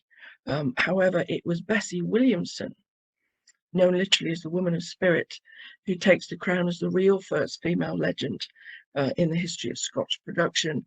And it was she who was the only female in the 20th century to actually run and also own a distillery. Back in the summer of 1934, just before World War II, Glasgow-born teacher Bessie, she went on holiday to the Isle of Islay in the Inner Hebrides, where she completely fell in love with the island. So much so, in fact, that when she saw a typist job advertised at Lefroy Whisky Distillery, she applied for it, got the job, and then she never left. Bessie quickly worked her way up from typist to office manager, and when the owner Ian Hunter fell ill in 1938, it was Bessie that took over as managing director of Lefroy, and the business flourished. She was hugely respected, not just on Islay, but throughout the whisky industry worldwide. And she even went on tour in North America in the 1960s, lecturing on Scotch whisky production. So she was a real star of the industry, I think, there. In more recent years, it's women such as Maureen Robinson and Rachel Barry who are changing the face and indeed taste of modern Scotch whisky. Maureen Robinson, who you can see top left there on the screen, works as a so-called master blender for the whisky developing team at Diageo PLC, the British multinational company, and largest producer of spirits in the world now, with brands like Smirnoff and Johnny Walker on their books. And just to explain what a whisky master blender actually is, they are vital in any whisky production, not just to ensure each batch is of the same quality and consistent in taste, but also in the development of new blends and new flavors. So Maureen Robinson's own personal skills as a whisky master blender are irrefutable, and she's tremendously admired throughout the industry. And she's also inspired many of the new female whisky entrepreneurs, such as the previously mentioned Heather Nelson, who calls Robinson a hero in distilling. Robinson herself will shortly celebrate 45 years, I think, in the whisky industry. A tremendous achievement, considering that when she started, it was still seen very much as a man's domain. And the only other woman to currently hold the very revered title of Master Blender is Rachel Barry, on the bottom left of the screen there, who's known as the First Lady of Scotch whisky today. And over the last 30 years in the business, Barry estimates she's tested over 150,000 different whiskies, with her own love of Scotch deriving from her childhood in Aberdeenshire, and her grandmother introducing her to what she called nippy juice when she was just 7 years of age. So they start them young in Aberdeenshire, I think. So in conclusion, all this clearly shows the huge impact that the skills and achievements of women such as Williamson and Cumming have made, advancing the success of Scotch whisky throughout the world, but also often responsible for turning their brands into internationally known household names. But also the women working behind the scenes, such as Nelson now, and Robinson and Barry, have also been hugely influential too, developing distilling techniques as well as refining tastes and flavors, which has increased demand and brought with it huge financial revenue, not only for Scotland and the UK, but also back into the local communities too, which is something I think is really important. And also not forgetting the women in history, both ancient and medieval, who created many of the techniques still used today to make whiskey thousands of years later, and which continue to be so important to the people of the Highlands and Islands of Scotland in the manufacture of their beloved Scotch. Thank you for watching, and please feel free to email me if you have any questions or would like to get in touch. And don't forget to raise your own wee dram on the 18th of May to celebrate World Whisky Day. So thank you for watching, and apologies for my excitable little doggy there. Thank you very much. Well, thank you, Riven. That was fabulous. I had no idea there were so many women involved in the whiskey industry there. So that is certainly, you know, really inspiring to hear. So thank you. Thank you. And yeah, put questions in the chat for Riven as well. And we are moving on to our third presentation for this afternoon. We've got Cassidy Croci, who is a PhD student in the Centre for Study of Viking Age at the University of Nottingham. And she's working on a PhD thesis concerning Landnámabók. And today she is going to be talking about that project, I believe. Her title is Your Farm or Mine, Marriage and Patterns of Female Movement in Landnámabók. That sounds fascinating. So please go ahead, Cassidy. Awesome. Thank you, Alex. And thank you, everyone, for organizing the conference and having wonderful papers such far. So yes, today I'll be talking about patterns of female movement in Landnámabók. This map is a little bit later than the time period I'm talking about, but I figured it featured a couple in the corner as well as fun whales that everyone could enjoy. But today, I will be first giving a PhD overview because this is just a small element of my PhD project. I will then discuss Landnámabók, or the Book of Settlements, because it is a very unique text that does lend itself well to kind of new digital methods, as well as revisiting it with traditional literary and historical methods that have usually been applied to it. I will then go over my methodology of how I'm tracking marital movement. And then I'll get into some case studies on movement and what are some things that we can take away from it. So this presentation derives from my PhD project, which is called New Methods for the Land Taking, Visualizing the Social Network of the Sturlupuk Redaction of Landnámabók, where I visualize all of the individuals and their social connections found in Landnámabók, such as their consanguineous, affinal, land ties, and disputes, in order to reconstruct the network of Icelandic settlement society, which is presented in the text. On the slide, I have magnified a section of this social network, where women are represented by orange nodes and men in blue nodes. I will not delve into what these lines and nodes and social networks mean for this presentation, but initial results from my chapter on women in the social network show that they function as bridges, connecting families that would otherwise have no social connections, which is important in a settlement landscape. And there's a notable impact on the social structure of this society if women are removed from the network entirely. However, looking at these connections on a blank background on a computer screen takes them out of their geographic context in which they were formed. So when thinking about how I could show these relationships of women on the Icelandic landscape, I revisited their most common roles in the text, those of wives and daughters, and realized the solution to visualizing connections formed by affinal bonds over space was based in the transition from daughter to wife when women were expected to move farms. So I will now explain why the unique content and structure of Landnámabók lends itself to this kind of analysis. Unlike other areas of Viking and medieval Scandinavian settlement, Iceland was not already inhabited when people migrated to the island. Furthermore, its settlement occurred in historical times. Therefore, this process could be recorded. Landnámabók, or the Book of Settlements, literally the Book of Land Takings, enumerates the land claims of approximately 430 initial settlers, known as landnámsmenn, in Iceland during the settlement period, the Landnámsöld, circa 870 to 930 Common Era. It is important to mention that Landnámabók is not contemporary with the settlement period, and the redaction that I work with, the Sturlubók redaction, was compiled between 1270 to 1280 Common Era. And there are some clear influences from the 13th century.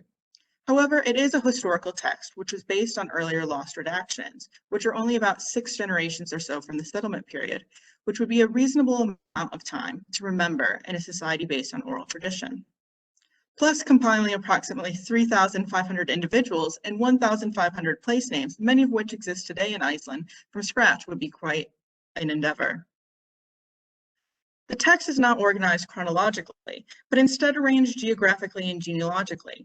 The redaction of the text that I use, Sturlubók, has an introductory section and then moves to enumerating land claims in the western quarter of Iceland and circles around the coast, finishing in the southern quarter. This quartering of Iceland can be seen on the map on the left. Settlers are part of extensive genealogies, extending backwards to include individuals remaining in the homelands, as well as extending forwards into the post-settlement period. These genealogical land claims and narratives are, for the most part, straightforward and terse. However, they are occasionally furnished with short narratives describing settlers, their families, and land claims, providing a glimpse into Icelandic settlement society. The thousands of individuals and place names mentioned in the text provide an isolated example in which allows for the movement of women to be tracked across the Icelandic landscape and throughout the lands of the Viking diaspora. The migration and agency of female settlers to Iceland in Landnámabók, the Book of Settlements, has been frequently discussed. Yet these women are exceptional, and only 13 have been identified as landnámskona, or female settlers. The influence of these women and other early females arriving in Iceland in terms of place names and settlements can be seen on the map produced by Chris Kello on the right. On the other hand, most women in the text are often documented based on the relationships to the male settlers as mothers, wives, daughters, and descendants. Other biographical information relating to women is sparse, if mentioned at all in the text. This paucity of information, an absence of women in certain genealogies enumerated in the text, does not reflect their actual status or population of women in the settlement period of Iceland that Landnámabók recounts. Nevertheless, the source can be used to provide insight on the function and perception of women in Icelandic settlement society by investigating the roles of women who are mentioned in the text rather than focusing on those who are absent. In this presentation, I seek to add to the understanding of the movement of women in Landnámabók by building on the work done on female settlers and expanding it to include female non-settlers as well. To do this, I explore the transition from the role of daughter to wife in Landnámabók by analyzing patterns of marital movement in order to unveil social connections formed via this transition that impact the wider social network of Icelandic settlement society. I'm working under the assumption that Viking Age society women were expected to leave their family's farm and relocate to their husbands once they married. Of course, this assumption is not perfect, and some husband moves to their wife property acquired in a dowry, or a woman remarried and lived at multiple farms throughout their lifetimes. However, moving to a husband's residence was the expected outcome. Therefore, if a woman's father or family member associated with her can be identified and attached to a location, as well as her husband, then a route from her familial household to her marital household can be reconstructed. I will demonstrate this process using chapter 33 of the Sturlubók redaction of Landnámabók, which follows the typical formula of a Landnámabók chapter, with the settler claiming or receiving land, marrying, and producing children. I first identify women in each chapter by looking for feminine Old Norse personal names. I then assign each woman an individual identification number in my dataset. Here, Geirborg is the only woman mentioned in the chapter, and she's been given the ID of 22 in my database. Next, identify if Geirborg has a father, and if he has a location associated with him. Here it is apparent that her father is Bjalki, and it is clear he is connected to Hrútafjörður. If a father of a woman is unknown, then she is removed from the dataset because her initial location cannot be determined, and therefore her movement cannot be tracked. Additionally, information on paternal connections and locations is not always explicitly mentioned in the chapter first reference of a woman. Therefore, I must look to other chapters within Landnámabók to confirm if a father or family member can be associated with the location or be inferred by one degree, such as if a man is a son of a settler, it can be reasonable to assume that he would inherit his father's land claim based on medieval Icelandic laws. Of course, this is not always the case.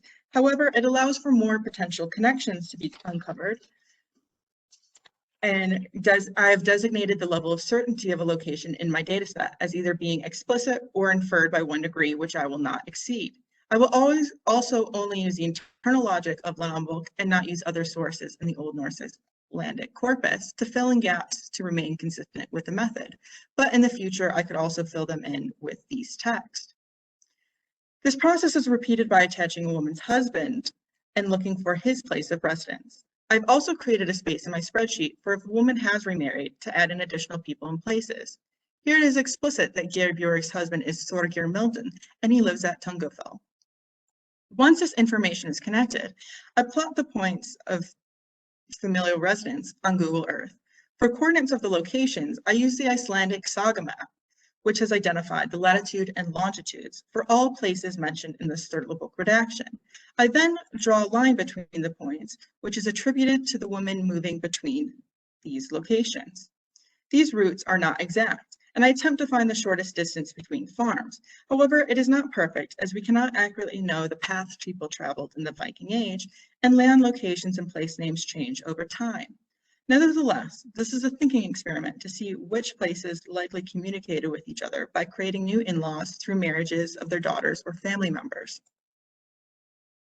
Using this process, I've identified 110 women in chapters 1 to 85 in the Sturlubók redaction, which cover the introductory sections of the text and focus on the western quarter of Iceland, where their fathers and husbands are explicitly mentioned. Of these 110 women, 55 marital roots can be ascertained with reasonable certainty, as both her father and husband's farms can be located. This data set does not include all women in these chapters because of the methodology aforementioned. Therefore, some prominent women who can be attached to specific locations are not visualized because their father or husband is unknown. However, if these women are relevant to the discussion, they will be independently mentioned, and I have also recorded all women in the text recorded in my actual PhD database. Furthermore, I'm still in the process of collecting data on women who meet these criteria in the remainder of Landnámabók, and I will discuss what patterns this work may unveil, but nevertheless, this regional sample provides new insights. This method also allows for movements throughout the diaspora to be detected, and even outside of the expected intra-Iceland movements, as well as anticipated Norwegian and British Isle migration to Iceland. For instance, there is Yngveldur, daughter of Ketilveður of Hringaríki, who marries Ketil Flatnose, who was mentioned by Ingbjorn earlier. Ketil was sent by King Haraldur to reconquer the Hebrides after he heard that the Vikings, Scots, and Irishmen invaded the islands, plundering and killing everyone. Once the king returned to Norway, it is ambiguous in Landnámabók if she ever migrated to the Hebrides, because her son Bjorn the Easterner was charged with caring for his father's farm in Norway. But eventually, Bjorn's possessions were confiscated by King Haraldur, and he immigrates to Iceland. Yngveldur could have left with him or returned to her father. Following my methodology, I assume she did move in with Ketil, and if we decide to cheat and look outside of the text to Eyrbyggja saga, which does have several parallels with this section of Landnámabók, and confirms that he took his wife along with his children who happened to be with him. This was likely common knowledge to the compiler of Landnámabók and not the modern reader, but nevertheless, the movement caused by this marriage could serve as a mnemonic device to encourage people to remember the geographical and textual links between Norway, the Hebrides, and Iceland, which continue for generations within this family, as Ketil and Yngvildur's grandson, Ketil the Foolish, leaves from the Hebrides to eventually settle in Iceland. Another woman of interest is Kathleen, whose father was Gongu Hrolfr, better known as Rollo, who conquered Normandy and is set in the Landnámabók to produce a lineage that includes the Earls of Rouen and the Kings of England. She married King Bjorn of Scotland, Little else is known from her from the text, and it is unclear if she was born in Normandy. However, her name could be derived from Old French Caitlin or be an Irish variant found in Anglo-Norman times, but not before of Caitlin Kathleen. But please let me know if anyone has insights on this name. Nevertheless, the marriage between Kathleen and Buellen could indicate ties between Scotland and Normandy were relevant enough to be alluded to in an Old Norse Icelandic text. There is further marital movement between countries, as their daughter Niðbjörg was kidnapped by a man named Helgi and taken to Iceland, where she was said to marry him. She is not shown on this map because Helgi's farm is not explicitly mentioned or can be inferred reasonably. But this demonstrates that not all marriages and movements were beneficial to women in a text, even if they increased the status of the men around them. And tracking marital movement from the homelands to Iceland might reveal continued diasporic connections if the wife settles with her husband, a woman settles independently, or remains in her home country. For instance, Estridr is the daughter of Hrolfr of Aðgir, a region in Norway. She marries Kilakr in Gamli the Old, who is said to farm at Bjarnarhofen and his father after his father, and he's also attributed to Kalekstabr. We cannot say if Estridr goes to Iceland or stays behind in Norway with her family. But she and her husband are said to produce a prominent lineage in Iceland, and therefore she did likely settle in Iceland. What can be ascertained is she marries into a family that has strong connections to Norway and retains a sense of Norwegianness even abroad, as Kjallkur's father was called Bjorn the Easterner because he would not settle in the Hebrides and thus was deemed Eastern from Norway. This sense of connection to the homeland could have also made it to Iceland and led to the marriage with a woman who is likely Norwegian by birth and belonged to a prominent family there. Yet connections formed through migration as well as diasporic ties are only a small element of the data collected and analyzed. Most marital movement ties and the main focus of this work are the connections formed in marriage in settlement period Iceland.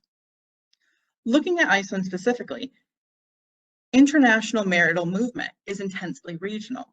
Indeed, if women with international ties are removed from the data set, the average distance women travel between farms is only about 54 or 30 kilometers or 33 miles, and 6 farms collected through marriage are within a 5-mile distance of each other. This demonstrates the need to connect new kinship ties on a terra nova, where new social structures would be formed, but also influenced by Norwegian kinship, social, and legal practices. Therefore, where kinship organization had been disrupted by settlement, there would have been new localizations, new communities which would have formed in new localities, and kinship ties would have to be re-established. In this map, it appears that a locality or region forms, which is later perceived as the western quarter of Iceland, and there are minimal, if any, women moving to farms in the north, east, or south of Iceland. Thus, a picture is presented where affinal ties are secured immediately in the settlement period, with daughters of settlers marrying a Landnámabók, a settler, or a son of a settler, often of the neighboring or nearby farm. Here, marriage formed an economic and political contract between 2 families and generations.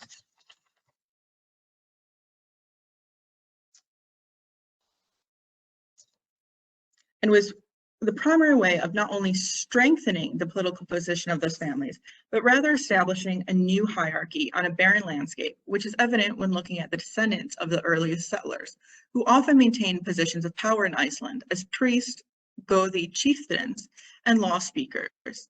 In the media, these new ties constructed cohorts with the capacity to gang up together against anyone who threatens or faces in the face of their interests. These interests would be more intertwined as well, because unlike in other European contexts where women would be passed from the natal to the marital family, and the importance of wives' family might end with the payment of a dowry, cognatic kinship remained important in Iceland because of the bilateral nature of the kinship system, where individuals could trace their genealogies not only patrilineally, but also matrilineally, and women retained their dowries during their marriage and would take it after they divorced, if that was the case. A notable way to construct these ties is to arrange marriages with incentives of land and even potentially get the son-in-law to move closer to your farm or eventually take over your farm, which would be beneficial in the case if a man has no sons. There are not many of these transactions explicitly stated in the Landnámabók, but there are enough to start developing a picture. Here's a map with the red heart markers indicating places associated with dowries and often involve the male moving. And the yellow markers are places associated with marriage transactions, but not involved directly within the transaction. One of the most notable individuals in dealing with marriage and land transactions in Landnámabók is Skallagrímur, who some of you might have heard of, who lives at Borg. In chapter 63, he gives his unnamed daughter to Thorfinn, as well as the land west of the Langa and up to the mountain, and Thorfinnr eventually lives at Thors, which is the red heart within the circle. This gifting not only secures a relationship in the region, but it also creates a greater initial power differential, with Skallagrímur as a land giver and Thorfinnr as a receiver, who would initially be obligated to his father-in-law, but would eventually gain more independence. Skallagrímur also gives land to his father-in-law Ingvar, which results in Ingvar living at Alpnes. This small sample of one man does show that marriage is intrinsically linked to the land, whether it be consolidating the land, creating new links in certain areas, or ensuring success for descendants with moves in the present. Another way that we could potentially look at these marriage transactions is temporally. These 11 lines symbolize 11 women who are the daughters of settlers and also marry as settlers. So could these indicate marriages occurring very early within the region? And potentially the byproduct of these marriages being the first native-born Icelanders. Of course, it is really difficult to track time when no dates are given, and I think off the top of my head that there are only 3 explicit dates mentioned within the text. But how do we think about temporality when it's not explicit in medieval text? And so I will look forward to exploring some of these settlements in more detail, especially looking at the archaeology as well to see if they actually are the earliest settlement sites. But most of them are on waterways, which do indicate locations of early settlement. But before I conceptualize these marital movements as reflective of actual representations of movement in settlement period Iceland, it is important to consider the alternative that marital movement in Landnámabók could be a byproduct of the structure of the text itself.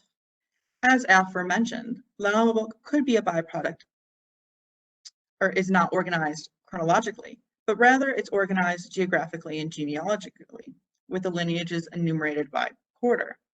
This is problematic when discussing the veracity of these movement patterns, because quarters are anachronistic to the settlement period of circa 870 to 930 CE, being established in the 960s. Furthermore, since Sturlubók was compiled between 1275 and 1280, it brings into doubt whether these are accurately remembered settlement period movements of 13th century reconstructions of these connections to fit present social agendas. How neatly these lines fit within the boundaries of Icelandic quarters is suspicious, because one could assume that individuals met with others from other regions of Iceland and would likely want to strengthen connections across the country. Then again, this could show that regional connections and identity were more important than cross-quarter relationships, unless individuals lived at a boundary area.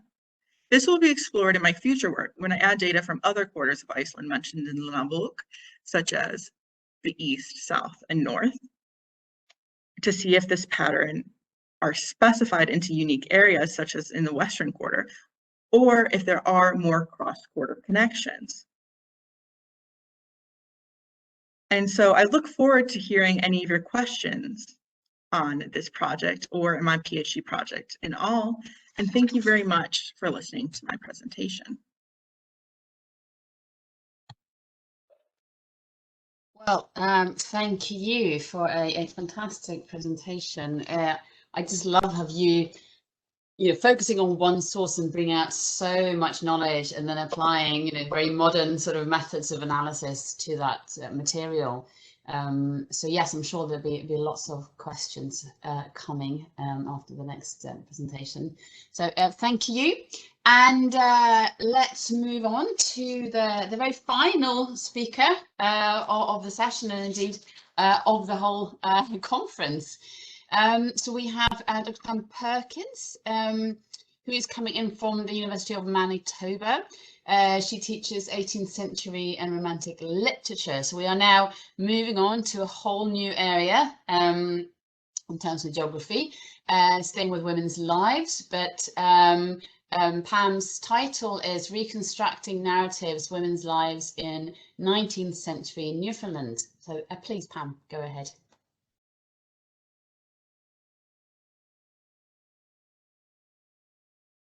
You're mute, Pam.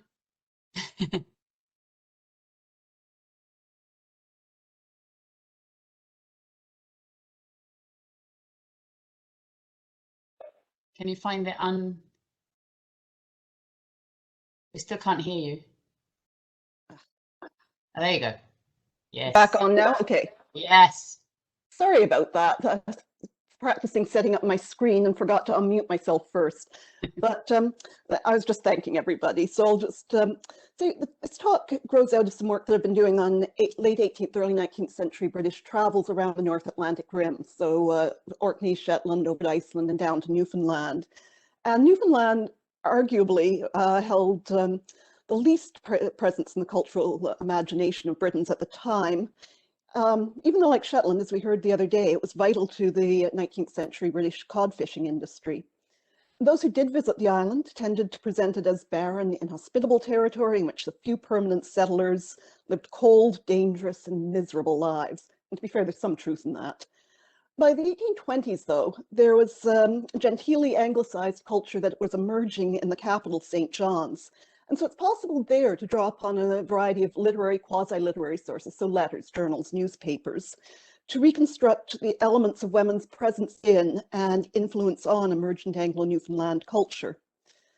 I was working on that topic a while ago, and I began to wonder whether or not it would be possible to construct any sort of equivalent cultural narrative about the roles of settler women in other parts of Newfoundland, where there was almost no literary or even literate society until much later in the 19th century. So this paper is an attempt to recreate or find a way to recreate women's cultural presence in these more remote settlements. And I should say I'm approaching this from a literary perspective, and so that's why I'm stressing narratives. So the part of the island that I'm focusing on, whoops, and back, is what's known as the French Shore. It's the northern part of White Bay, and you can see what part of the island it is in the upper left there. It's referred to as the Petit Nord.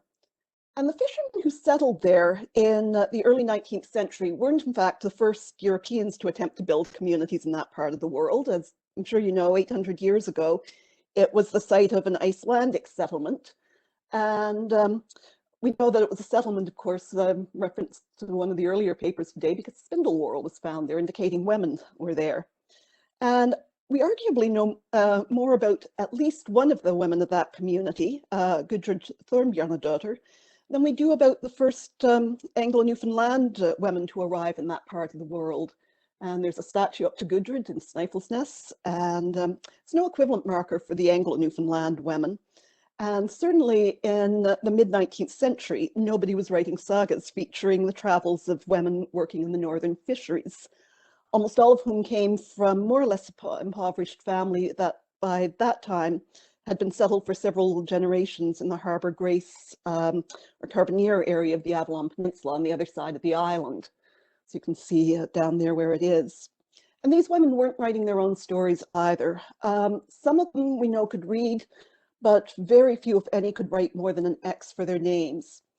And with a few significant exceptions, which were mainly reports by official European visitors to the area, nobody wasn't writing much about anything about these people before the final years of the 19th century. And that was a part because at the time, nobody really wanted to admit that any Anglo-Newfoundlanders were living there. So some of the first Europeans on this part of the island grew up around the buildings left by seasonal French fishermen who were given rights to fish, but not to overwinter along the French shore, as it was then known.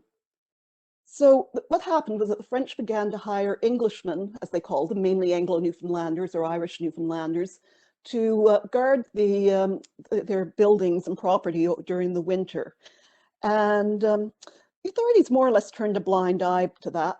But the result was that by 1840s and 50s, there was a flare-up of treaty disputes between the English and French, and both sides sent official observers to the area who were just shocked to discover that there are actually permanent settlers there with a number of women and locally born children.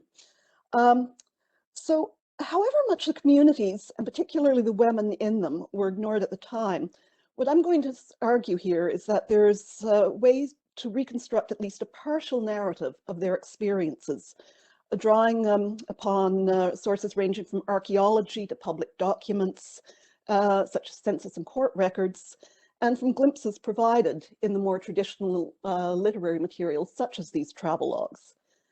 And so first, where I'm going to start is with a travelogue by French and British visitors. And the first one is the narrative by a French xenophobic aristocrat, the Comte de Gobineau. And he was touring the French shore quite unwillingly in 1859 and later published his account of his travels, and he hated it. He found northeastern Newfoundland almost irredeemably unpleasant. He complained about the chill in the air, the smells, the fog, but he was most dismayed by the permanent settlements he observed there, and he saw this phenomenon as direct threat to French political and economic interests, which it was, and perhaps worse, he saw it as a threat that was facilitated by the French themselves. What had happened was that the English who were overwintering had started to marry, set up domestic comforts to make that overwintering more bearable. And come summer, as Gobineau noted disapprovingly, the French fishing captains were spending their evenings in the relatively snug and welcoming houses of their English gardiens, and they're enjoying, as he said, the pleasures of family life, sometimes developing, as, and I'm quoting, great weaknesses for or deep attachments to some members of these families. And so he is being mildly salacious here. Later, he's much more explicit about the fact that some of these French fishers were leaving children behind them when they went back. So this points to the ways in which the otherwise almost invisible women of these tiny settlements are key to his analysis of the threat to overseas French interests. So in effect, the women disrupt the strict economic logic of the French fishery through the seductive lures of domestic comfort. Now granted, the one woman that Gobineau identifies at least partially by name, the wife of one Patrick Carney, who was then the guardian in the little community of Croci, is hardly a model of the more feminine domestic virtues. So Gobineau describes her as a Juno. He says she's remarkable for her height, girth, and, quote, lack of any natural timidity. And in a brief vignette about life in Croci, he describes her brawling with a woman neighbor and then telling off the magistrates who showed up in an attempt to restore peace. Yet even as Gobineau mocks Mrs. Carney, and so he's invoking all of these anti-domestic tropes of disorderly working class women, he implicitly situates her in a world of relatively genteel domestic comforts. The brawl reaches its climax when one of the women snatches the other woman's bonnet from her head, and Gobineau imagines them eventually settling their dispute over cups of suitably sugared tea. So what we've got here is a glimpse of the small comforts of life, fashionable clothing, imported foods that were available to women of this remote island community. And that's significant because that's far removed from the narrative implied in roughly contemporary English accounts of the same area. And the most significant of these was the journal of Bishop Edward Field, who stopped in several coves along that shore in 1849 on his return from a pastoral visit to Newfoundland's west coast and Labrador. Now, unlike Gobineau's, his narrative focuses on the fragility of these communities and the lives of stark deprivation and isolation led by the inhabitants. According to the church historian John Langtry, Field was still lamenting more than a decade later the destitute conditions, spiritual and temporal, of the simple folk of White Bay, who he said lived in hovels, not watertight, and who did not have access to a church, school, or public building of any kind. Field also highlights the physical challenges posed by the terrain, admitting that he turned back from an intended pastoral visit to the little settlement of Cromelure Bay, which is a kilometre or so from where he docked, because the rough path, as he said, did much hurt and damage to his clothes. Though he might have also been put off in part by a story his guide told about recently having killed a 9-foot polar bear in the area. Yet even more than in Gobineau's case, Field's references to women, scanty as they are, complicate the narrative that he's creating. So Mrs. Bartlett at Capoon was living in a house that had at least one room that was large enough for him to hold a service that included 19 clean and gentle children, along with their parents and other adults. Field himself described the congregation for the 2 services he held at Capoon as well-dressed and well-mannered, and commented on the strength of religious feeling that drew in the women from the surrounding communities. And at least one woman walked in from Naughty Bay, about 5 kilometers distant, with 3 or 4 children in tow. Now, in some ways, of course, this inconsistency makes perfect sense. Field was writing to try to get support for a mission in the area, and he makes his case in terms of both need, as he stresses the desperate poverty of the people there, and merit, as he insists upon the clean, orderly congregations that are joyfully joining in worship, and particularly the women. In addition to his host, Mrs. Bartlett, he mentions women who are able to discuss previous missionary visits with him, who petition him for a consecrated graveyard, come out to ask blessings, and so forth. And he also mentions a young wife and mother from Capoon, whose death the previous year had disordered the entire settlement. So women are essential to his missionary zeal. If Gobineau imagines the women of the area seducing the French into acting against their interests through the private pleasures of domesticity and sexuality, Field envisions women as maintaining whatever tenuous sense of community is possible in such a desolate region. Now, there is one way in which Gobineau and Field are alike, however. In both cases, they present their women they talk about as types rather than as individuals, even when those women are named. We know nothing about Mrs. Bartlett, other than that she was a pious and relatively well-to-do older woman. She might be the widow whom Field mentions as having lived in Capoon for 35 years. But even if we add that scrap of information to her story, it does nothing to illuminate her experience of traveling to and living in the 18 teens in an area in which there had been few, if any, inhabitants other than members of her family who traveled with her. And just to be clear here, the Innu did hunt and fish there, but they tended to overwinter in Labrador, and the Mi'kmaq settlements were almost entirely further south. We know a little more about Mrs. Carney. The 2006 archaeological excavation of the Guardian's property at Croci included, which suggests that by the second half of the 19th century, Patrick Carney's wife, or possibly his daughters and daughter-in-laws, possessed a number of small luxuries, including decorated ceramic and earthenware, glass bead and pendant necklaces, and even a decorative tortoiseshell comb. And there are scraps of surviving textiles, which range from hand knits to satin and twill. Yet even if archaeology supports, as much as possible through material objects, Gobineau's literary picture of tea-drinking, bonnet-snatching viragos in 1850s Croci, this is not a picture of individual experience. I'm going to finish my talk by way of contrast with brief accounts of two women whose stories can be at least partially reconstructed from public records, and whose stories, when taken together, suggest some of the inadequacy of the sort of master narratives about women's lives that structure the accounts of Gobineau and Field. The first of these women, Jessie Gordon, was born in 1848 in the unpromisingly named Mosquito Cove, just outside Harbour Grace. And in 1867, she accepted a position as a header with Jonathan Parsons, who had a fishing room in Labrador. And what this meant, she was responsible for heading and gutting the cod. Very hard physical work. By the time she arrived in Labrador, she'd switched jobs with Patience Burden, Parsons' other female employee, and became mistress of the vessel and its provisions. This might have been because, as Parsons later said, Burden was not sufficiently capable, might have been nepotism. Parsons was married to Jessie Gordon's maternal aunt. Might have been predatory desire.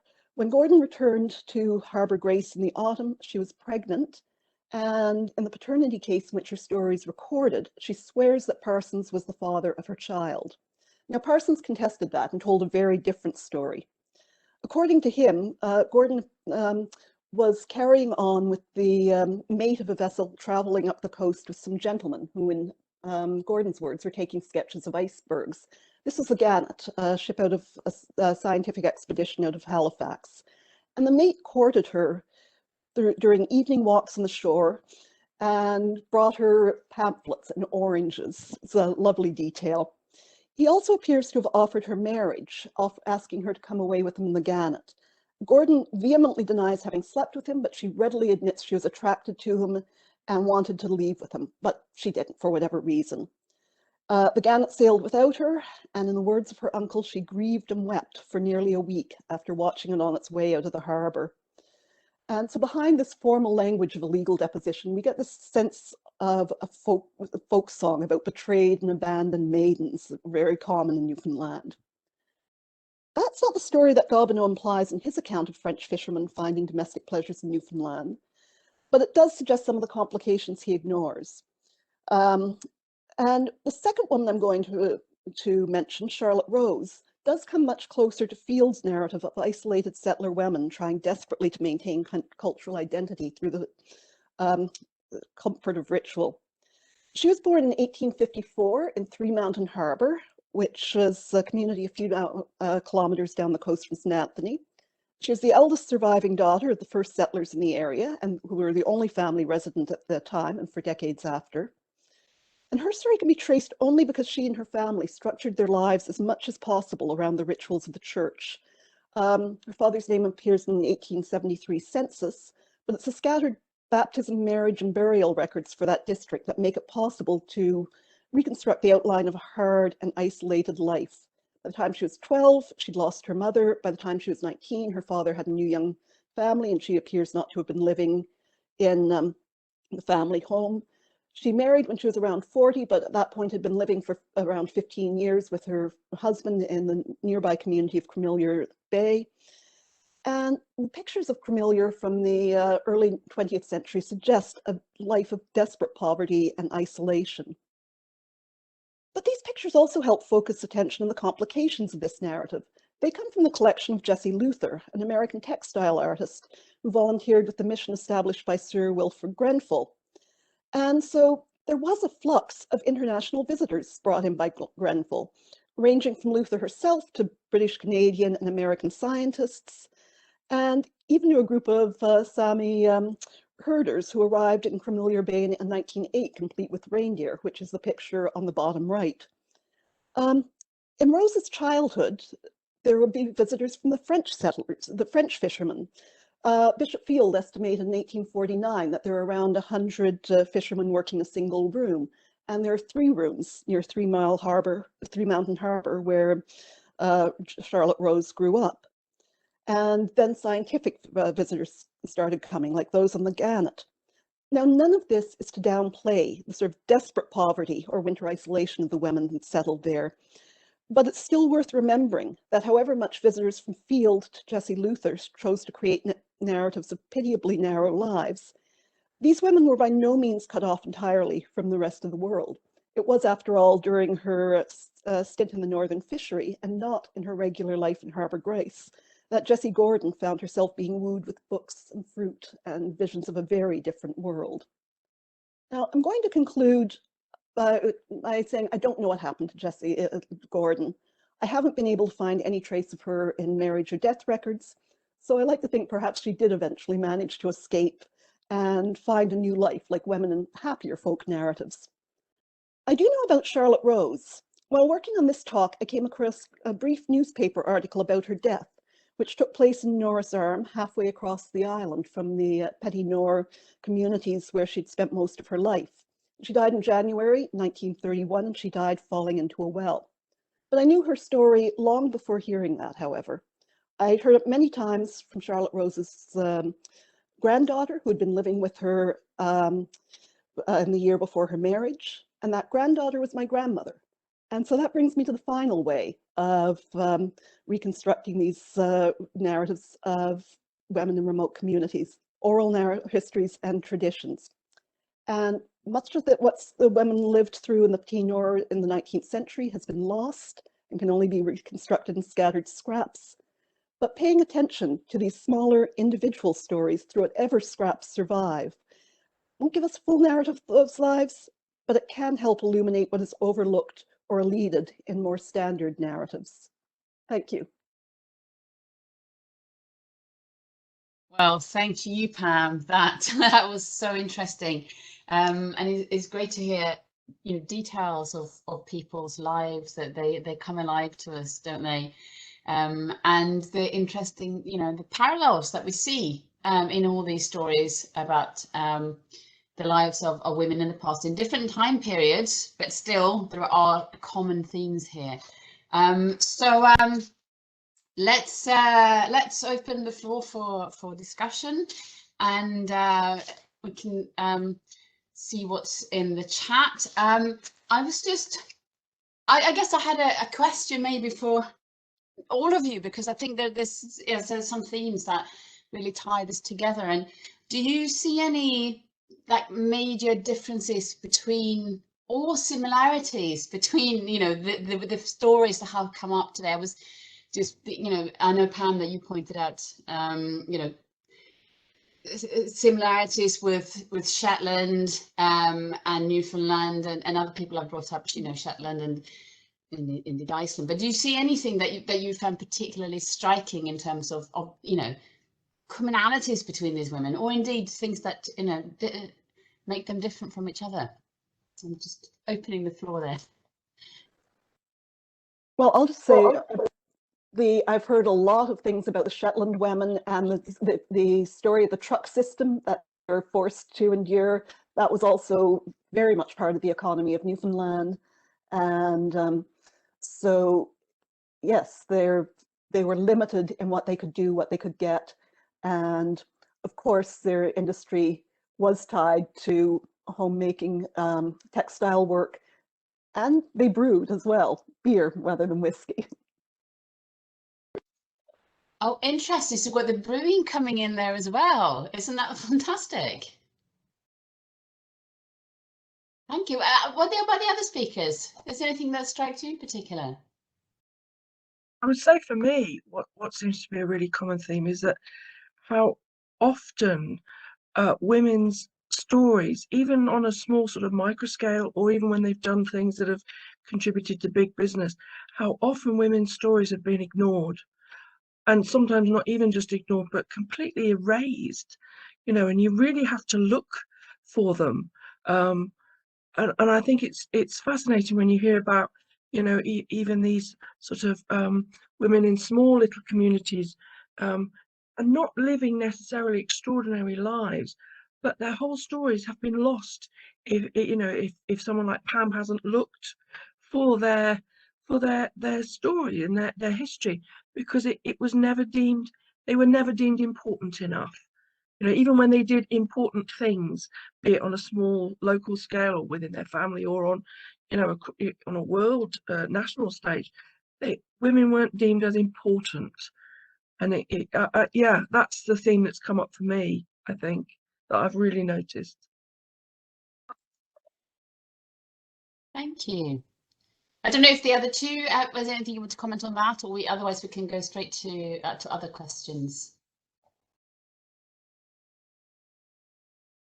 Yes. So first of all, clearly you have sparked the sort of imagination of many people. There's so many people who really are enjoying the presentations.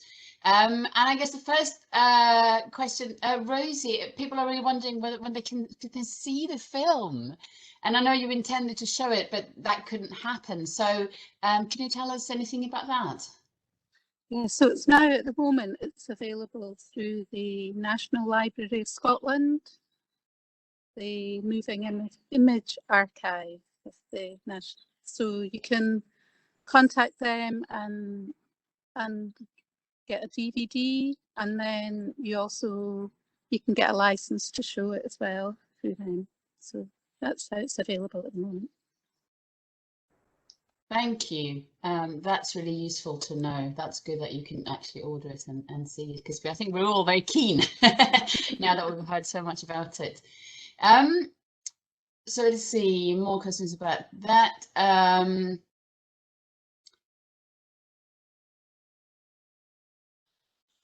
Okay, yeah, so Riven, you had a question. Do you want to pose that yourself? You can probably do it better than me. Yes, when I was listening to all the talk about Iceland, I was just curious whether there was any indication that she found that the women had any choice in their marital partners, or whether it was, presumably father or someone actually deciding for them just for political or to make allegiances, whether they had any real choice, whether that came up at all.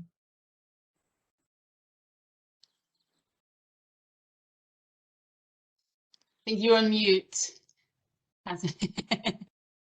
Sorry about that, just kept going. But actually in Landnámabók, I found women might have more agency once they're married in determining husbands, just because the nature of the text is so terse. You might get this person married this person. There's not actually an how did they meet, what's going on. But there is one instance where a woman called Lengholtsþjóra, she becomes associated with the farm, and her husband actually goes away.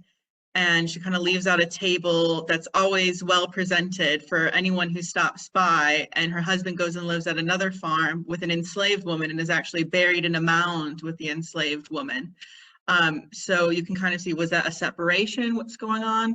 There was actually, unfortunately, a wife swapping incident in the text as well, that kind of a caution warning of suicide. One of the women could not handle it, so she committed suicide by hanging in a church, whereas the other woman presumably was okay with it and just stayed at the farm with a new husband, because they swapped everything, farms, whatever. But in some of the sagas, you do get, I can't think off the top of my head, you do get some women saying, oh, I'd prefer to marry this person over this person. But ultimately, I think it is more so the family's decision. What comes on, just because it is such an important thing. But again, you do have options of divorce or separation or other things, so it's not you're completely confined to it.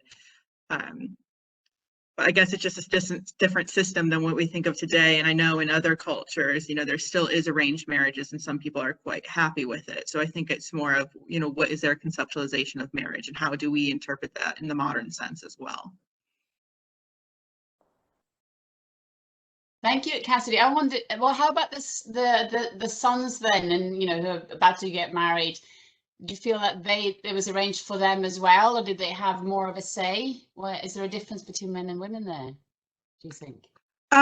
Again, like it's very few and far between and when marriages are arranged, but you can kind of get senses of, oh, this woman was probably married to help with a feud and get the families back on the same terms, because it's mentioned in a saga that corresponds with Landnámabók within a certain section.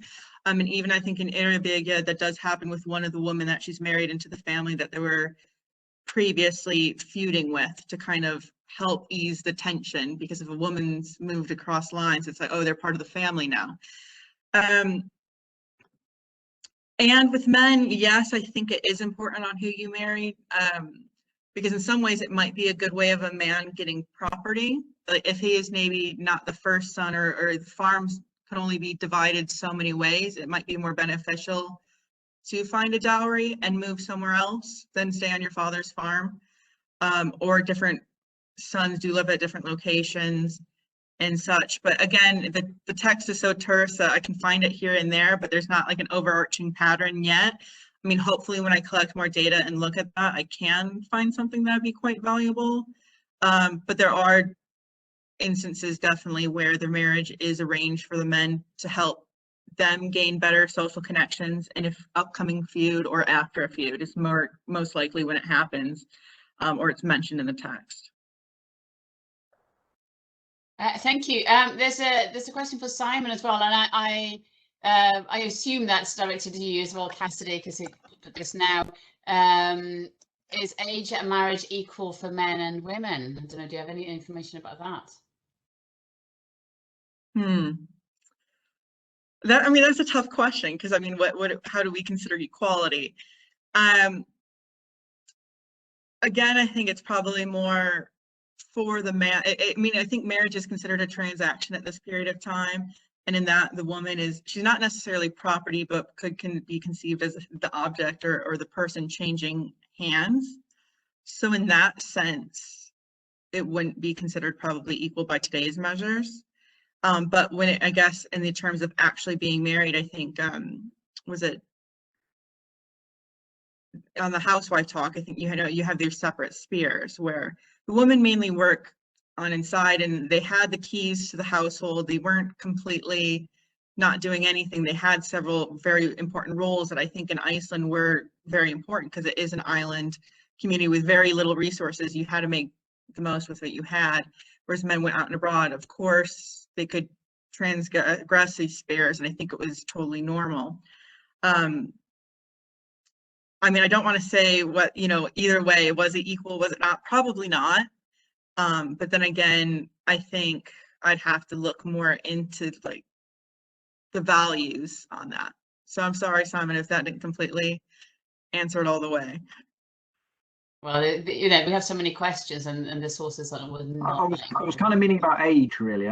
Do men typically wait longer? Are women younger than the men?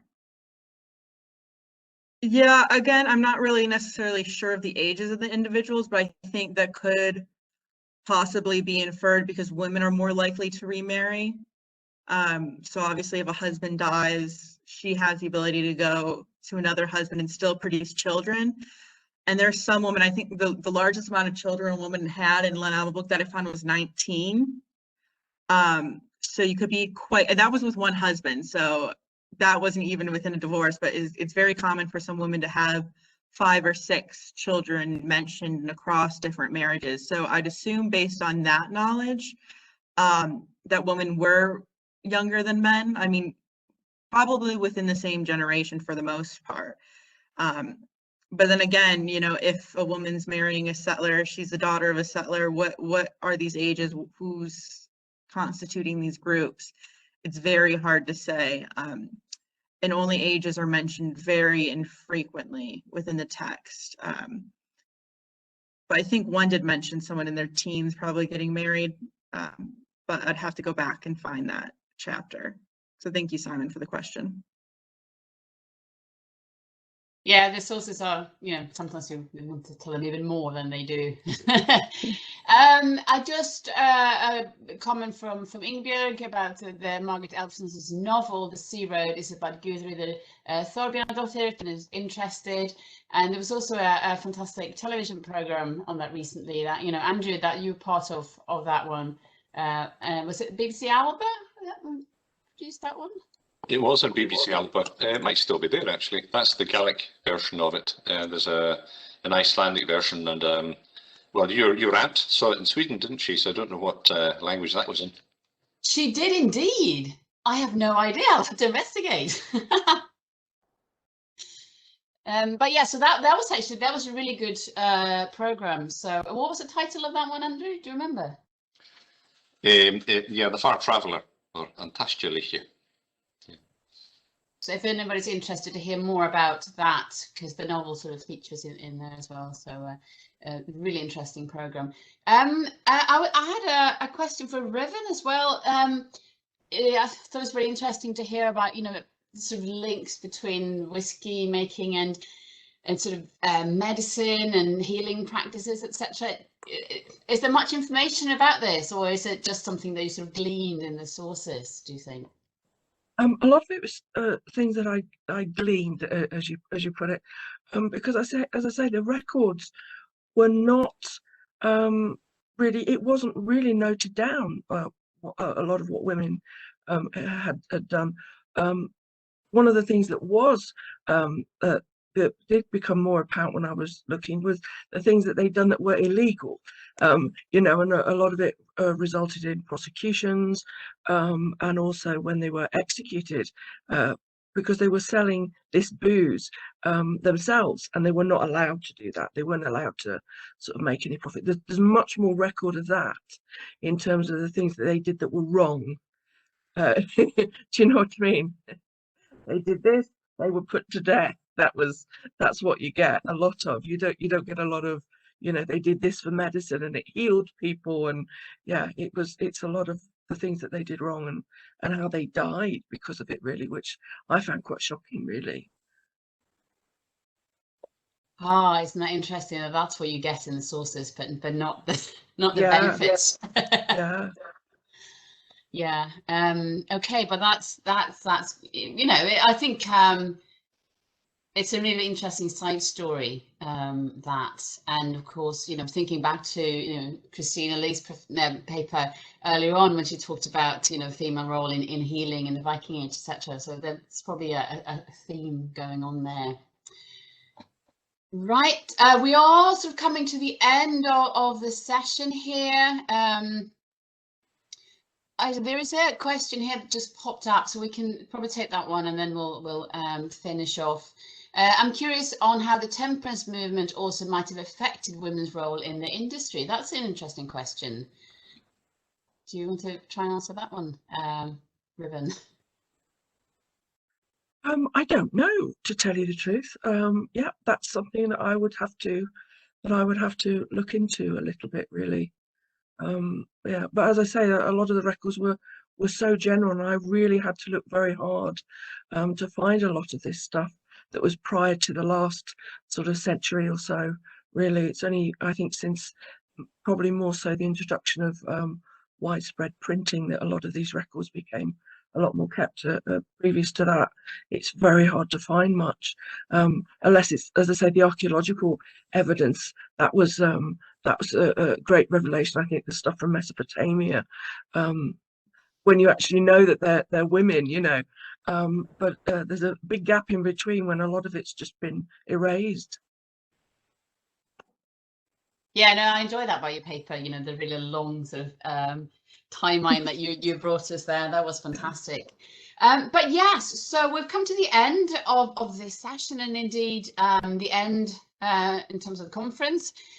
So I will just say a massive thank you to the four speakers of this panel. Thank you so much. It was so interesting to hear about your research, and I think we all want to try and follow up and see if we can get hold of the fantastic film that we heard about, and also see if we can find the program by Jedediah, because that's another fantastic thing to watch, bringing out, you know, women's stories into the open a bit more. But thank you so much, and I will now hand over to Andrew, who will say a few final words. Thank you very much, Alex. Yes, sadly, we've now come to the end of our conference panel sessions, and I'd like to thank you all for your wonderful contributions. Each and every one has been fascinating, and of course, there would have been no conference without you. And I've personally thoroughly enjoyed the whole event, and I hope you have too. Of course, I wish I could have welcomed you to Shetland in person, and the weather has been nice, you know, maybe I shouldn't say that, but at least we didn't let COVID beat us, so yeah. I think this type of conference has its merits. There's been a feeling of friendly, relaxed, informal intimacy, with most of us being happily ensconced in our own homes. And of course, we've seen Rosie on her hill, which was great. I've enjoyed the experience of running an international conference from my front room, although Sky, my dog, has been giving me quizzical looks on all 3 days. I know you would have all preferred to have come to the islands, but on the bright side, you've saved a lot of money on travel, and Shetland will still be here for future conferences. And of course, the next INS St. Magnus Conference will be in Orkney, and I hope you'll be able to visit us there. I'd like to thank my colleagues, Donna, Alex, Ocean, Lynn and Simon for all their help both before and during the conference. And I'd also like to thank Rachel and Kate for their help in organising and promoting it.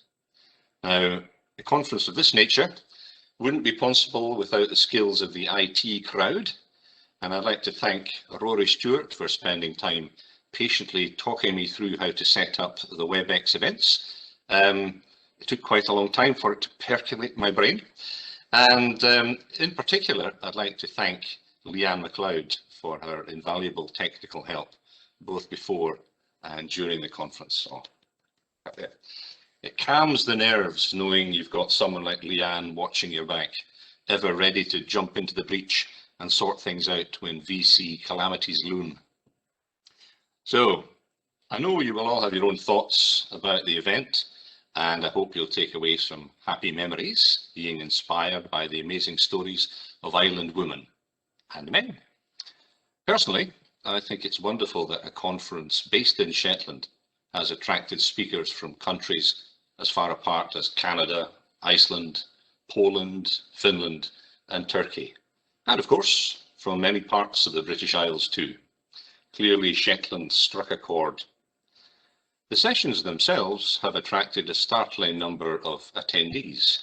Wednesday morning had 200. So the ability to reach a large audience has definitely been a bonus of going online. The hopes I had when I came up with the conference title, Island Histories and Her Stories, have been fully fulfilled. In fact, they've been greatly exceeded. We got off to a great start with John Goodlad's talk, exploring the links between Shetland, Faroe and Iceland, and it has been beautifully rounded off with Pam Perkins' splendid exploration of women's lives in Newfoundland. And in between, all the papers have been equally riveting. We've had an extraordinarily wide range of topics discussed, from medieval stone sculpture to significant female writers and filmmakers. And along the way, we've heard about the vital importance of weaving, knitting, milking and skier. We even visited outer space today. There have been a couple of overarching themes, I think. Firstly, islands are clearly multifaceted and they inspire a huge range of academic responses. And secondly, life in the North Atlantic Islands would have been completely impossible without the largely unsung work of women. However, I'm sure you all have drawn your own thematic conclusions. The papers have been so engaging that we're really keen to produce a publication, and I'll be contacting you about that in the very near future. Of course, the conference is not completely over. We finish with a concert devised especially for the 5th St Magnus Conference by Catherine Wren, who I'm very fortunate to know through family links with the Royal Scottish National Orchestra. The concert is performed by Catherine's renowned musical ensemble Nordic Viola, and it features music by women composers from across the North Atlantic. It reflects on the female experience of landscapes, motherhood and social gatherings. And the YouTube premiere link is on the last page of the conference programme. And I can think of no more fitting way of rounding off our 3 days. So thank you all very much, and I hope to see you in Shetland in future.